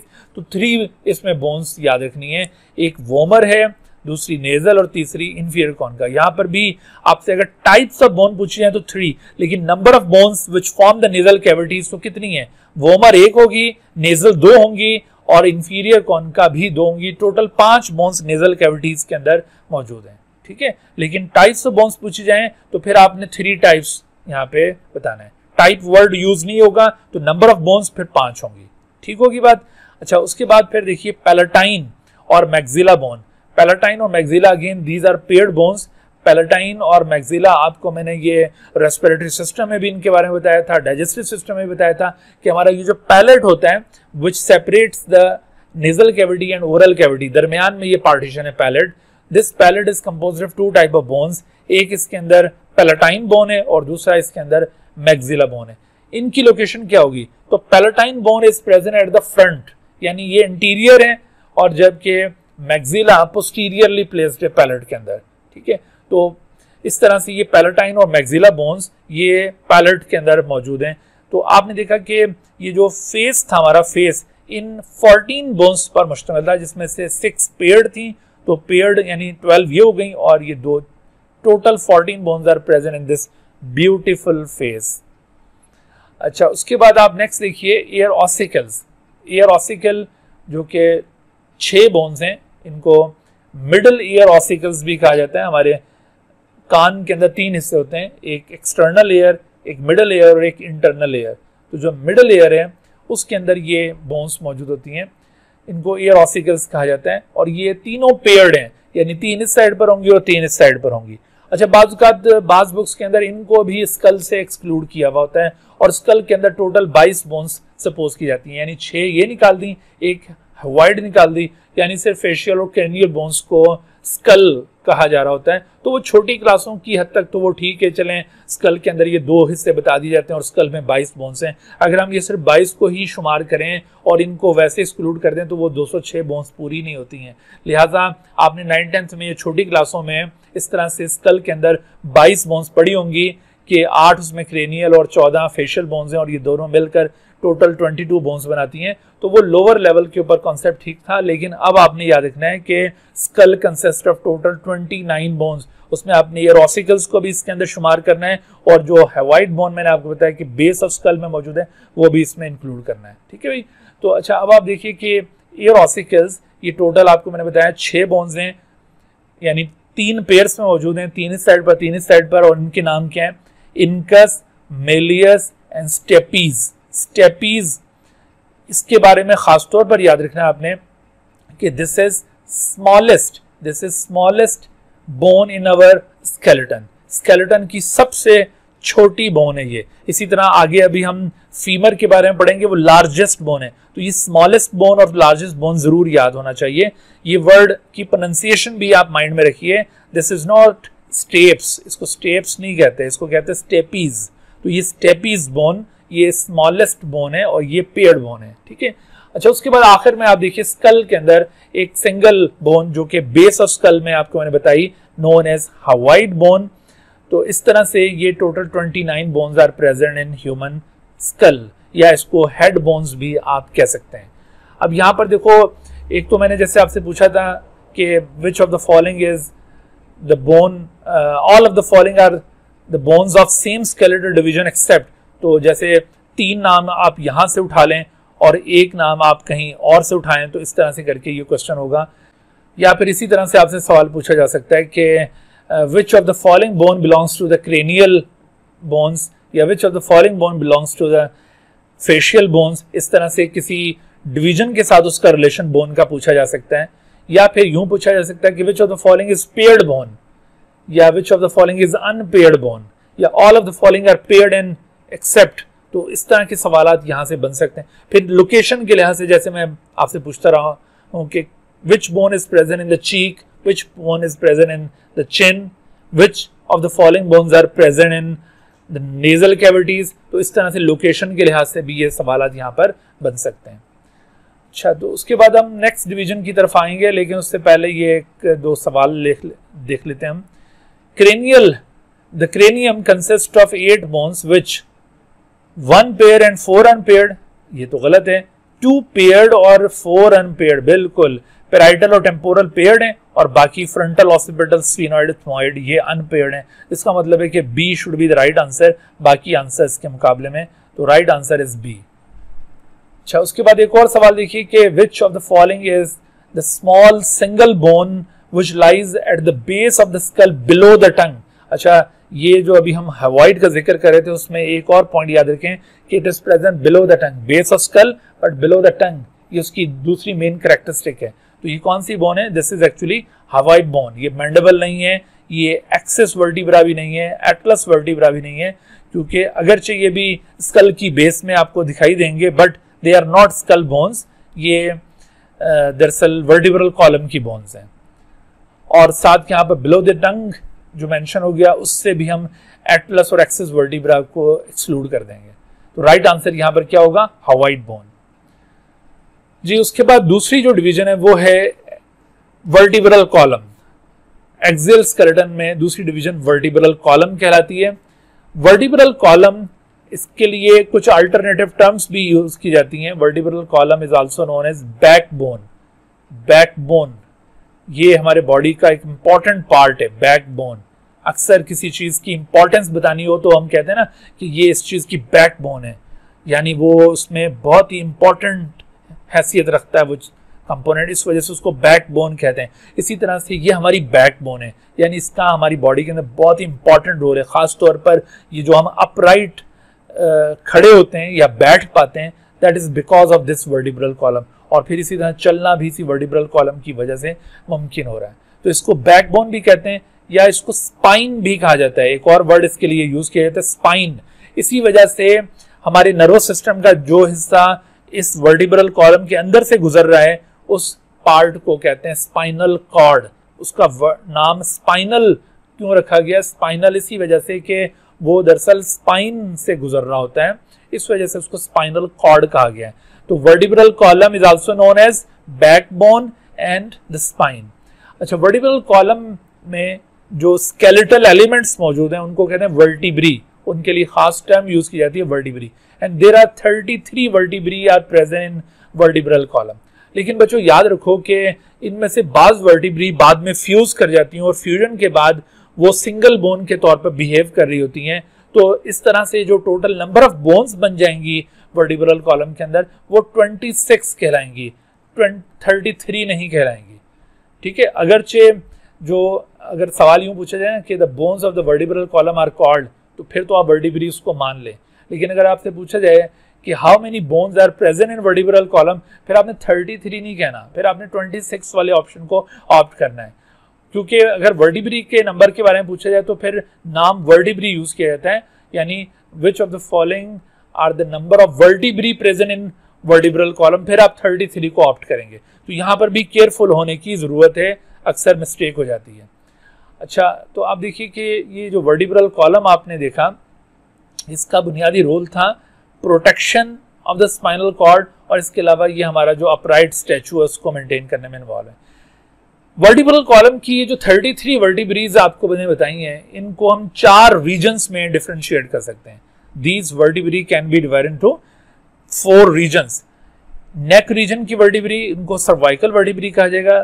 Total 7 है ये, और इनको डेजिग्नेट किया था C के साथ, C1, C2, C3, C4, तो अप टू C7 ये सारी सर्वाइकल वर्टिब्री हैं which are present in neck region. उसके बाद फिर आता है रीजन चेस्ट रीजन। यहां पर जो वर्टिब्री प्रेजेंट है उनको थोरेसिक वर्टिब्री कहा जाएगा। इनका नंबर 12 है और इनको रिप्रेजेंट किया जाता है T के साथ, तो ये T1, T2, T3, T4 इस तरह से T12 तक ये नंबर जाएगा। उसके बाद फिर तीसरा रीजन आ जाता है एब्डोमिनल रीजन। एब्डोमिनल रीजन की वर्टिब्री को लंबर वर्टिब्री कहा जाता है। इनका नंबर 5 है और ये भी डेजिग्नेट की जाती हैं L के साथ। L1, L2, L3, L4 और L5 तक ये वर्टिब्रल ये लंबर वर्टिब्री जाएंगी। उसके बाद फिर आगे पेल्विक वर्टिब्री का रीजन शुरू हो जाता है जो हिप रीजन के अंदर मौजूद हैं, और इन पेल्विक वर्टिब्री को 2 डिविजन्स में क्लासिफाई करेंगे।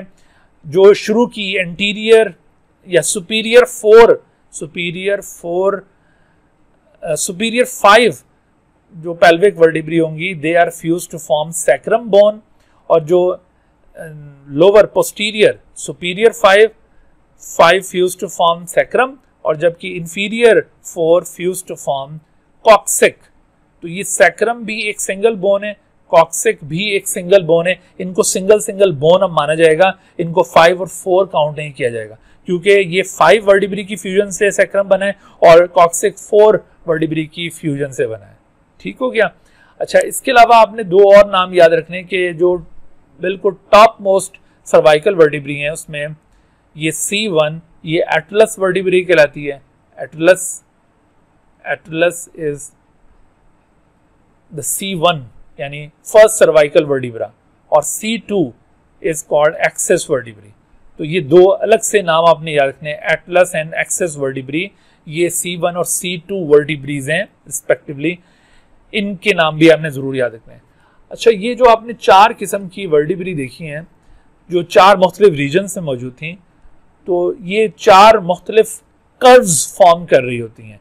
यानी एक कर्व आपको नजर आ रही है सर्वाइकल रीजन में, इन कर्व्स को कर्वेचर्स भी कहा जाता है। तो ये फर्स्ट कर्वेचर आपको सर्वाइकल रीजन में मिलेगा, फिर उसके बाद सेकंड कर्वेचर थोरेसिक रीजन में मिलता है, थर्ड कर्वेचर आपको लंबर रीजन में मिलता है और फोर्थ कर्वेचर आपको पेल्विक रीजन में मिलता है। तो टोटल 4 कर्व्स पाए जाते हैं वर्टिब्रल कॉलम के अंदर। Vertebral column is not straight. ये जो आपको स्ट्रेट डायग्राम नजर आ रही है ना, ये तो इसका वर्टिब्रल कॉलम का हमने बैक व्यू शो किया है, बैक व्यू।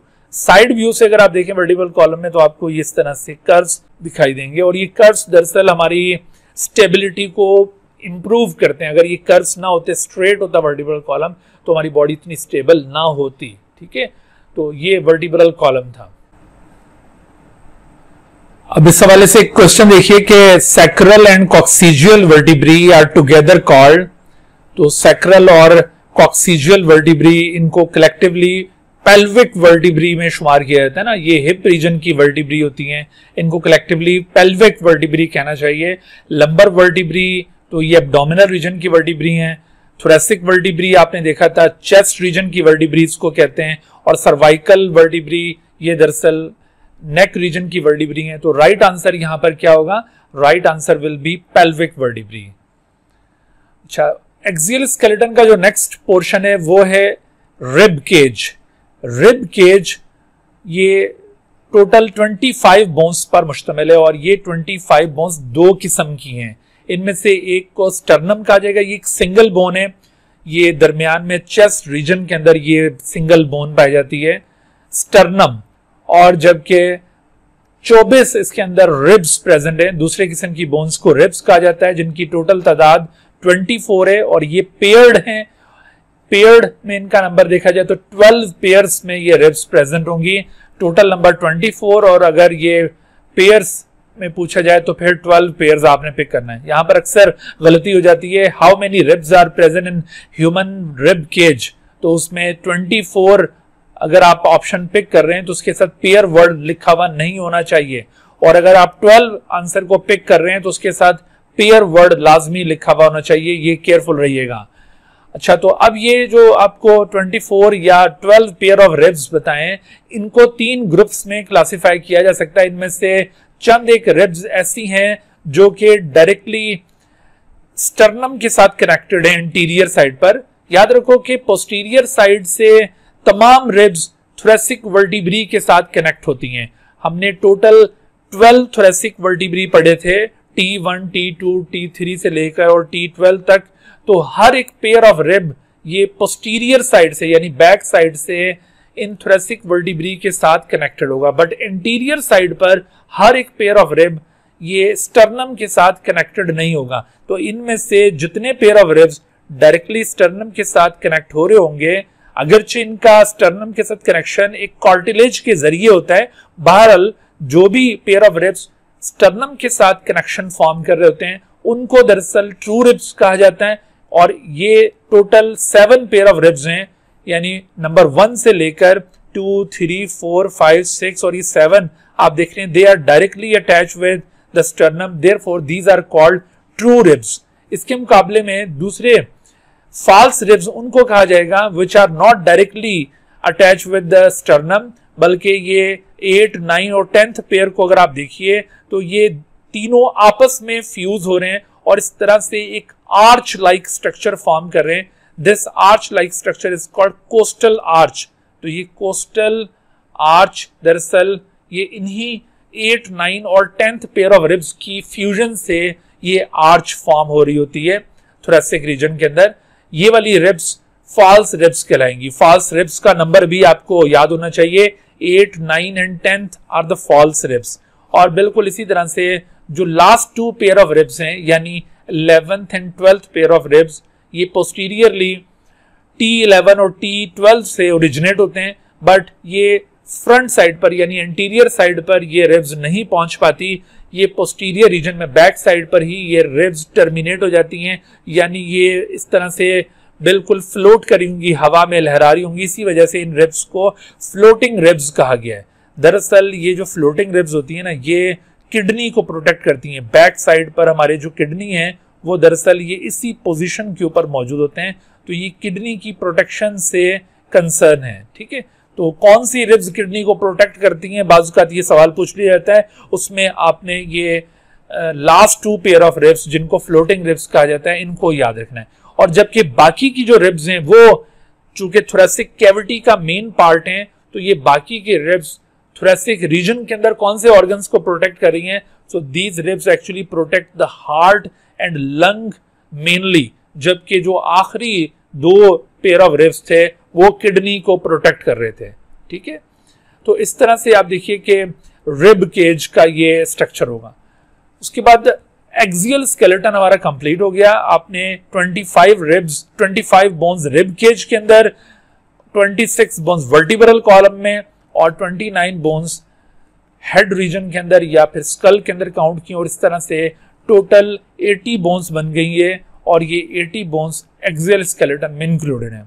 अगर आपने ध्यान से ये लेक्चर सुना हो तो मुझे उम्मीद है कि ये 80 बोन्स आपको जरूर याद हो गई होंगी। अच्छा, उसके बाद एक्सियल स्केलेटन के बाद जो नेक्स्ट पार्ट है वो है अपेंडिकुलर स्केलेटन। और अभी मैंने आपसे जिक्र किया था कि अपेंडिकुलर स्केलेटन को 2 हिस्सों में हम क्लासिफाई कर देते हैं। अपेंडिकुलर स्केलेटन में टोटल नंबर ऑफ बोन्स अभी आपको 126 बताई थी, 126, और 126 में से अपर लिम्ब या इसको 4 लिम्ब भी कहते हैं, अपर लिम्ब या फिर समटाइम्स इसको 4 लिम्ब भी कहा जाता है। तो अपर लिम्ब और 4 limb plus pectoral girdle, shoulder joint is called pectoral girdle. इस रीजन के अंदर टोटल 64 बोन्स प्रेजेंट हैं। तो ये 64 बोन्स अपर लिम्ब और पेक्टोरल गर्डल के अंदर जो मौजूद हैं, इनकी फर्दर आगे क्लासिफिकेशन देखते हैं। सबसे पहले देखिए कि पेक्टोरल गर्डल, पहले आपको मैं एक साइड का काउंट बता रहा हूं, तो एग्जैक्टली जो काउंट एक साइड का होगा ऑब्वियसली वही काउंट दूसरी साइड का भी होगा, क्योंकि ये जितनी भी बोन्स हम यहां पर पढ़ रहे हैं अपेंडिकुलर स्केलेटन की, ये सभी पेयर्ड बोन्स हैं, इनमें से कोई भी अनपेयर्ड नहीं है। तो आपने बच्चों याद रखना है कि लोअर लिम्ब, अपर लिम्ब और ये जो गर्डल्स वगैरह इनकी जितनी भी बोन्स हैं ये सभी पेयर्ड बोन्स हैं, अनपेयर्ड बोन इनमें कोई भी नहीं है। अच्छा, तो आप देखिए कि पेक्टोरल गर्डल के अंदर 2 किस्म की बोन्स मौजूद हैं, स्केप्यूला एंड क्लेविकल। स्केप्यूला इसको शोल्डर ब्लेड भी कहा जाता है, this is also known as shoulder blade. तो ये शोल्डर ब्लेड दरअसल एक सिंगल बोन आपको एक साइड पर नजर आ रही है और इसी तरह की एक बोन आपको दूसरी साइड पर भी मिलेगी। स्केप्यूला के मुख्तलिफ पार्ट्स होते हैं, स्केप्यूला का लोअर एज, फिर ये अपर एज यानी इंफीरियर साइड, सुपीरियर साइड, और फिर इसमें देखो स्केप्यूला का जो सुपीरियर रीजन होता है उसको सुप्रा स्केप्यूला कहते हैं, इंफीरियर रीजन को इंफ्रा स्केप्यूला कहा जाता है। इसी तरह से आपको स्केप्यूला के अंदर एक कैविटी बनी हुई नजर आ रही है, this cavity is called glenoid cavity. ये आपने नाम जरूर याद रखने, ठीक है। ऊपर वाले हिस्से को सुप्रा स्केप्यूला, ये स्केप्यूला के पार्ट्स हैं, सुप्रा स्केप्यूला, और फिर इसी तरह से निचले हिस्से को इंफ्रा स्केप्यूला कहा जाता है, इंफ्रा स्केप्यूला। और इसके अलावा ये आपको एक कैविटी नजर आ रही है जिसके अंदर ह्यूमरस हेड वर्क करता है, this cavity is called glenoid cavity, this is called glenoid cavity. तो ये सारे स्केप्यूला के पार्ट्स हैं, glenoid cavity, supra scapula and infra scapula. और ये स्केप्यूला एक साइड पर एक बोन है और इसी तरह से इस जैसी एक और बोन है। स्केप्यूला से ही आपको ये जो सुप्रा स्केप्यूला रीजन है वहां से आपको एक और बोन नजर आ रही है, क्लेविकल, जो कि स्केप्यूला को कनेक्ट करती है विद द स्टर्नम। स्टर्नम का ये जो ऊपर वाला हिस्सा होता है जहां पर ये आकर अटैच कर रही होती है, that part of the sternum is called manubrium. इस पार्ट को मेन्यूब्रियम कहा जाता है। तो मेन्यूब्रियम रीजन के साथ ये इसका कनेक्शन हो रहा होगा, मेन्यूब्रियम, ठीक है जी। तो इस तरह से क्लेविकल के बारे में अगर आपसे पूछा जाए कि clavicle connects which of the following 2 bones, तो clavicle connects sternum and the scapula. Clavicle को कॉलर बोन भी कहा जाता है, this is also known as collar bone, या फिर इसके लिए एक और टर्म भी यूज की जाती है, this is also known as beauty bone. तो आपने ये अल्टरनेटिव टर्म्स भी याद रखनी है, इसको ब्यूटी बोन भी कहा जाता है और इसके अलावा ये कॉलर बोन भी कहलाती है। तो ये दोनों अल्टरनेटिव नेम्स हैं इसी क्लेविकल बोन के। अच्छा, उसके बाद आप पेक्टोरल गर्डल के बाद ये 2 बोन्स पर पेक्टोरल गर्डल था, उसके बाद अपर लिम की बोन्स काउंट करें तो इसमें सर फेहरिस्त थे ह्यूमरस सबसे पहले, ये आपको ह्यूमरस नजर आ रहा है। ह्यूमरस के बाद जो अगला हिस्सा है इसको 4 आर्म कहा जाएगा। तो इस 4 आर्म के अंदर 2 पैरेलल बोन्स मौजूद हैं, one of them is called radius and other is ulna. और उसके बाद फिर आपको रिस्ट के अंदर, कलाई के अंदर जो बोन्स नजर आ रही हैं, these are called carpals. Humerus भी एक ही बोन थी, रेडियस भी एक ही बोन है एक साइड पर, ये मैं एक साइड की काउंट बता रहा हूं, और ऑब्वियसली दूसरी साइड पर भी इतनी इतनी होंगी। तो इसी तरह से आप देखिए कार्पल्स अलबत्ता, अच्छा अल्ना भी एक ही बोन है, कार्पल्स अलबत्ता 8 बोन्स एक साइड पर और 8 बोन्स दूसरी साइड पर होंगी। और फिर मेटाकार्पल्स, ये हमारी हथेली की बोन्स होती हैं, पाम बोन्स भी इन्हें कहा जाता है, ये है मेटाकार्पल्स। कार्पल्स को रिस्ट बोन कहा जाएगा, रिस्ट बोन्स, और जबकि मेटाकार्पल्स इनको पाम बोन्स कहा जाता है, पाम बोन्स। ये अल्टरनेटिव नेम जरूर याद करते जाएं। और फिर जो हमारी ये फिंगर्स के अंदर, डिजिट्स के अंदर, फिंगर्स को मेडिकल टर्मिनोलॉजी में डिजिट्स कहा जाता है, तो इन डिजिट्स के अंदर जो बोन्स प्रेजेंट है उन्हें फेलिंजेस कहा जाता है। टोटल 14 फेलिंजेस हैं, हर एक डिजिट के अंदर 3-3 फेलिंजेस हैं, सिवाय थंब के। तो थंब के अंदर सिर्फ 2 फेलिंजेस मौजूद होंगी, जैसे आपको ये 1 और ये 2, जबकि बाकी के अंदर आपको 3-3 फेलिंजेस हर एक डिजिट में नजर आ रही हैं। और दूसरा आपने ये भी याद रखना है कि रेडियस बोन ये कौन सी साइड पर मौजूद है, तो जिस साइड पर थंब होता है उस साइड पर रेडियस बोन है। समटाइम क्वेश्चन इस तरह से दिखाया जाता है कि आपको कोई शेप, कोई इसकी डायग्राम दिखाई जाएगी स्केलेटन की, और आपको आइडेंटिफाई करना होगा कि ये जो बोन 1, 2, 3 लेबल की हुई हैं ये कौन सी बोन्स हैं। तो आपने इस तरह से रेडियस को आइडेंटिफाई करना है जिस साइड पर थंब होगी। या फिर वर्डिंग में भी ये सवाल पूछा जा सकता है, तो रेडियस की डायरेक्शन क्या होगी, रेडियस किस साइड पर मौजूद है, तो radius is present to the lateral side, ये लेटरल बोन है। देखो लेटरल और अल्ना को हम मीडियल बोन कहते हैं। लेटरल और मीडियल टर्म्स में क्या फर्क है, मीडियल हम हर उस चीज को कहेंगे जो बॉडी के एक्सेस की तरफ है। ये देखो ये बॉडी का एक्सेस है, यूं central line of the body. तो कोई भी चीज जो बॉडी के एक्सेस की तरफ है उसको दरअसल मीडियल बोन कहा जाता है, और जो एक्सिस से अवे है मुखालिफ सिमत में उसे लेटरल कहा जाएगा। तो radius is lateral to the ulna और ulna is medial to the lateral, ये रेडियस बोन।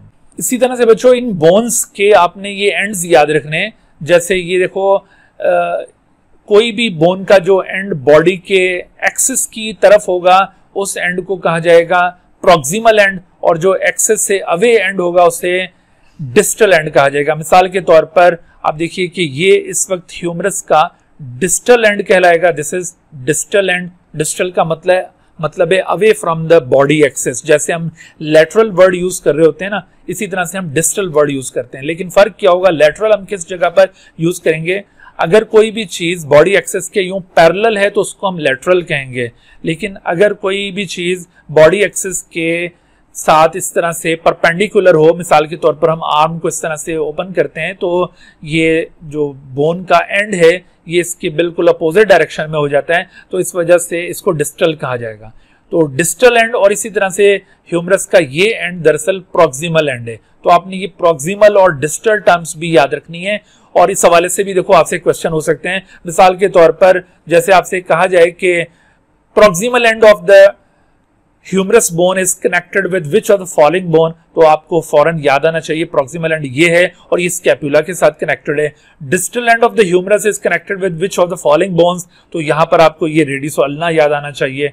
तो इस तरह से आपको ये इनके जो रिलेशंस हैं ये जरूर पता हो, क्योंकि ये सारा एनाटॉमिकल पार्ट है और इसके अंदर इस तरह के वर्डिंग के जरिए रिलेशनशिप के बड़े क्वेश्चंस बनाए जाते हैं। ठीक है, तो इसके ऊपर आप जरूर ग्रिप कीजिए। जी बच्चों, अब इस तरह से हम इसको अगर काउंट करें तो आप देखिए कि ये 14 फेलेंजेस, 14 + 5 ये हो गए आपके पास 19, 19 + 8, तो 19 और 8 ये आपके पास 27, तो 27।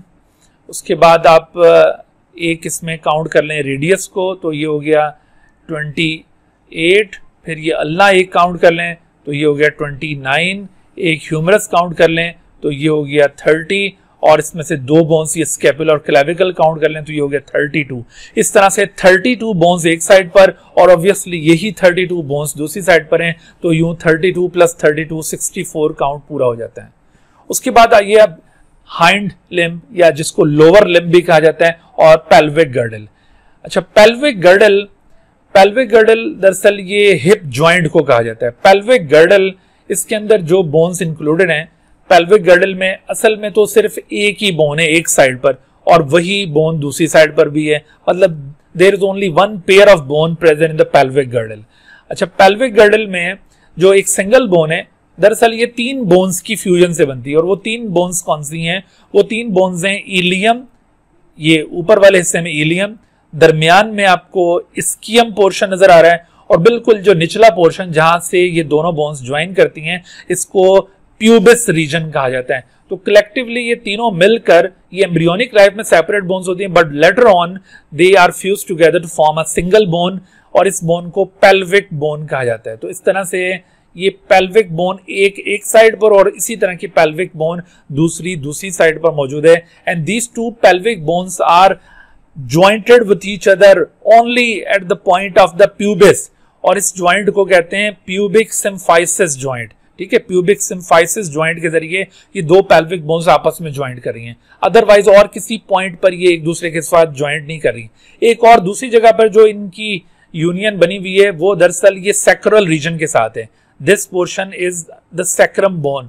तो देखो ये sacrum bone के साथ ये pelvic bones अटैच हो रही होती हैं, लेकिन पेल्विक बोन्स का जो आपस में ज्वाइंट है वो सिर्फ ये एक ही ज्वाइंट है, दैट इज प्यूबिक सिम्फाइसिस। इस वजह से प्यूबिक सिम्फाइसिस को भी खास तौर पर याद रखिए। और ये जो इलियोसैक्रल ज्वाइंट है, इलियोसैक्रल ज्वाइंट का मतलब कि इलियम और सैक्रम के दरमियान जो ज्वाइंट है इसको भी आपने जरूर याद रखना है। तो ये हो गया पेल्विक गर्डल। अच्छा, पेल्विक गर्डल में भी एक कैविटी मौजूद होती है जिसे एसिटाब्यूलम कहते हैं। ये कैविटी दरअसल जो फीमर का हेड है उसको वर्क करने के लिए जगह प्रोवाइड करती है। जैसे अभी आपको मैंने स्कैपुला के अंदर एक कैविटी बताई थी, दैट इज ग्लिनोइड कैविटी, जो ह्यूमरस के हेड को वर्क करने के लिए वहां जगह प्रोवाइड कर रही थी। तो यहां पर इसी तरह से फीमर हेड को इंसर्ट करने के लिए कैविटी एसिटाब्यूलम ये इस पेल्विक गर्डल के अंदर मौजूद है। अच्छा, उसके बाद अब ये लोअर लिम्ब की बोन्स देखिए। लोअर लिम्ब में सबसे पहली बोन फीमर है और ये हमारे बॉडी की लार्जेस्ट बोन है। आपने इस हवाले से इसको याद रखना है। जैसे अभी आपको मैंने स्मॉलेस्ट बोन के बारे में बताया था, स्टेपीज जो हमारी ईयर ऑसिकल है वो स्मॉलेस्ट बोन है और largest bone in our skeleton is femur. तो फीमर ये इसी एसिटाब्यूलम के अंदर वर्क करता है। फीमर का ये हेड एसिटाब्यूलम के अंदर इंसर्टेड होता है और उसके बाद फिर फीमर के डिस्टल एंड के ऊपर, ये फीमर का प्रॉक्सिमल एंड है और इसके डिस्टल एंड के ऊपर आपको यहां पर एक और बोन नजर आ रही है, दिस इज कॉल्ड पैटिला। तो पैटिला बोन, इसे नी कैप भी कहा जाता है, this is also known as knee cap. तो ये नी कैप के बाद फिर आपको 2 पैरेलल बोन्स दिखाई दे रही हैं, यानी फीमर के डिस्टल एंड के ऊपर 2 पैरेलल बोन्स पूछा जाए तो तब आपने ये टिबिया और फिब्यूला का नाम लेना है। One of them is called tibia and the other is called fibula. और अगर वैसे एक सिंगल बोन के बारे में पूछा जाए कि at the distal end of femur there is a single bone in the knee joint which is known as, तो फिर आपने पैटिला को पिक करना होगा। अच्छा, तो टिबिया और फिब्यूला ये दोनों लेटरल, दोनों ये पैरेलल बोन्स हैं। तो इनमें से फिब्यूला दरअसल लेटरल इन पोजीशन है, ये आप देख रहे हैं कि इस मीडियल लाइन से लेटरल साइड पर मौजूद है, तो ये लेटरल इन पोजीशन है, जबकि tibia is medial in position. तो इनकी ये पोजीशंस भी आप याद रखिए। उसके बाद फिर इन दोनों बोन्स के डिस्टल एंड्स के ऊपर, ये इनके प्रॉक्सिमल एंड्स थे जो फीमर के डिस्टल एंड की तरफ मौजूद थे, और इनके डिस्टल एंड के ऊपर यहां पर एंकल बोन्स आ जाती हैं। The ankle bones are called tarsals. ठीक है, ये एंकल बोन टॉर्सल्स कहलाते हैं। जैसे हमने रिस्ट के अंदर कुछ बोन्स पड़ी थी, इसी तरह से ये एंकल के अंदर, टखने के अंदर ये बोन्स मौजूद होती हैं और इन्हें टॉर्सल्स कहा जाता है। रिस्ट के अंदर पाए जाने वाले कार्पल बोन्स वो 8 कार्पल्स होते हैं एक रिस्ट के अंदर, लेकिन एक टखने में, एक एंकल ज्वाइंट के अंदर जो टॉर्सल्स बोन प्रेजेंट है वो तकरीबन 7 टॉर्सल बोन्स हैं, 8 नहीं है। ये जरा ख्याल रखिएगा, पंजाब की बुक में एक मिस्टेक है, वहां पर 8 नंबर लिखा हुआ है, वो गलत है, उसको क्लियर कर लीजिए जो बच्चे पंजाब बोर्ड से पढ़कर आ रहे हैं। तो ये टॉर्सल बोन्स 7 होती हैं एक टखने के अंदर। उसके बाद फिर मेटाटॉर्सल्स, इनको bones of the sole of foot कहा जाएगा। ये हमारे फुट के सोल के अंदर ये बोन्स मौजूद हैं, bones of sole of foot. तो फुट के सोल के अंदर, पैरों के तलवे के अंदर ये बोन्स प्रेजेंट हैं, जिनको मेटाकार्पल्स कहा जाता है। जैसे आपने हथेली के अंदर पाम बोन्स पड़ी थी, जिनको मेटाकार्पल्स कहा गया था, ये मेटाटॉर्सल्स हैं, सॉरी ये मेटाटॉर्सल्स हैं। अच्छा, उसके बाद फिर आप देखिए फेलिंजेस। फेलिंजेस ये डिजिट्स के अंदर पाए जाने वाली, जो हमारे पैरों की डिजिट्स हैं, इनको टोज कहा जाता है। फिंगर वर्ड हम हाथों की डिजिट्स के लिए वर्ड यूज करते हैं, और टो वर्ड यूज करते हैं for digits in the foot. तो ये जो पैरों की डिजिट्स हैं, इनके अंदर भी फेलिंजेस मौजूद हैं, और एज यूजुअल हर एक डिजिट में 3 फेलिंजेस होंगी, एक्सेप्ट ये जो बिग टो होता है, जो पैर का अंगूठा है, उसके अंदर 2 फेलिंजेस होंगी। बाकी तमाम टोज के अंदर आपको 3 फेलिंजेस ईच नजर आ रही होंगी। इस तरह से टोटल ये 14 फेलिंजेस, 5 मेटाटॉर्सल्स ये हो गए 19, और 7 टॉर्सल्स ये हो गए 26। 26 के बाद फिर आप इसमें काउंट करें, फिब्यूला एक है और टिबिया एक है, तो 26, 27, 28।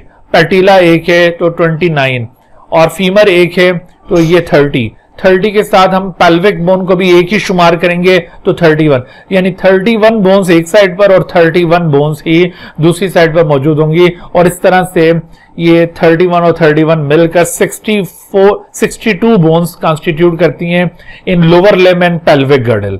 ठीक है बच्चों, तो इस तरह से वो जो 206 बोन्स थी हमारे स्केलेटन की, वो यहां पे कंप्लीट हो जाती हैं। तो ये स्केलेटन वाला पार्ट आपने अच्छी तरह से कवर करना है, क्योंकि जॉइंट्स को पढ़ने के लिए स्केलेटन का इल्म होना इंतहाई जरूरी है। तो अब हम आगे बढ़ते हैं। तो इससे पहले कि हम आगे जाएं, एक क्वेश्चन यहां पर आपके सामने आ रहा है कि फीमर और द थाई बोन, फीमर को थाई बोन भी कहते हैं, is a long bone with head which fits into the. तो अब देखा आपने कि फीमर का हेड पेल्विक बोन के एक कैविटी के अंदर वर्क कर रहा होता है, and that cavity is known as acetabulum. Therefore the right answer in this question would be B, acetabulum. Glenoid fossa या ग्लिनोइड कैविटी, ये दरअसल स्कैपुला के अंदर कैविटी होती है जिसमें ह्यूमरस हेड वर्क कर रहा होता है, और पेटिला ये नी कैप है, फिब्यूला ये लेटरल साइड पर लोअर लेग के अंदर बोन पाई जाती है। तो आपको इस तरह से ये तमाम बोन्स की आइडेंटिफिकेशन पता होनी चाहिए। एक और सवाल देखिए कि all of the following are paired bones in human skeleton except. तो उसमें पैटिला भी पेयर्ड है, स्टर्नम अनपेयर्ड है, क्योंकि ये चेस्ट के अंदर ये बोन पाई जाती है, and there is a single sternum bone. और क्लेविकल भी पेयर्ड है, दोनों साइड पर मौजूद है। तो इसका मतलब है कि एक्सेप्ट पूछा गया है ना, तो 2 ओनली, तो 2 ओनली ये डी ऑप्शन है, therefore the D option is correct one. एक और सवाल देखिए कि all of the following bones are located in the same skeletal division except. तो रेडियस और इसके साथ साथ स्टर्नम, टिबिया और फीमर की बात हो रही है ना। तो स्टर्नम अगर देखा जाए तो ये एक्सियल स्केलेटन का पार्ट है, एक्सियल में इंक्लूड होगा, लेकिन रेडियस पेंडिकुलर स्केलेटन है, और टिबिया भी पेंडिकुलर स्केलेटन का पार्ट है, और फीमर भी पेंडिकुलर स्केलेटन का पार्ट है। तो इसका मतलब हुआ कि तमाम की तमाम एक ही स्केलेटल डिवीजन में इंक्लूडेड हैं एक्सेप्ट। तो एक्सेप्ट हम यहां स्टर्नम को एक्सेप्ट करेंगे, इसका मतलब है कि B should be the right answer. Dear viewers, thank you for watching this video. If you have not subscribed this channel, kindly subscribe it and also press the bell icon below so that you could be notified about any new video lecture from Biology Guardian. And also do not hesitate to ask any question regarding this lecture. My contacts are shown on the screen. Thank you once again.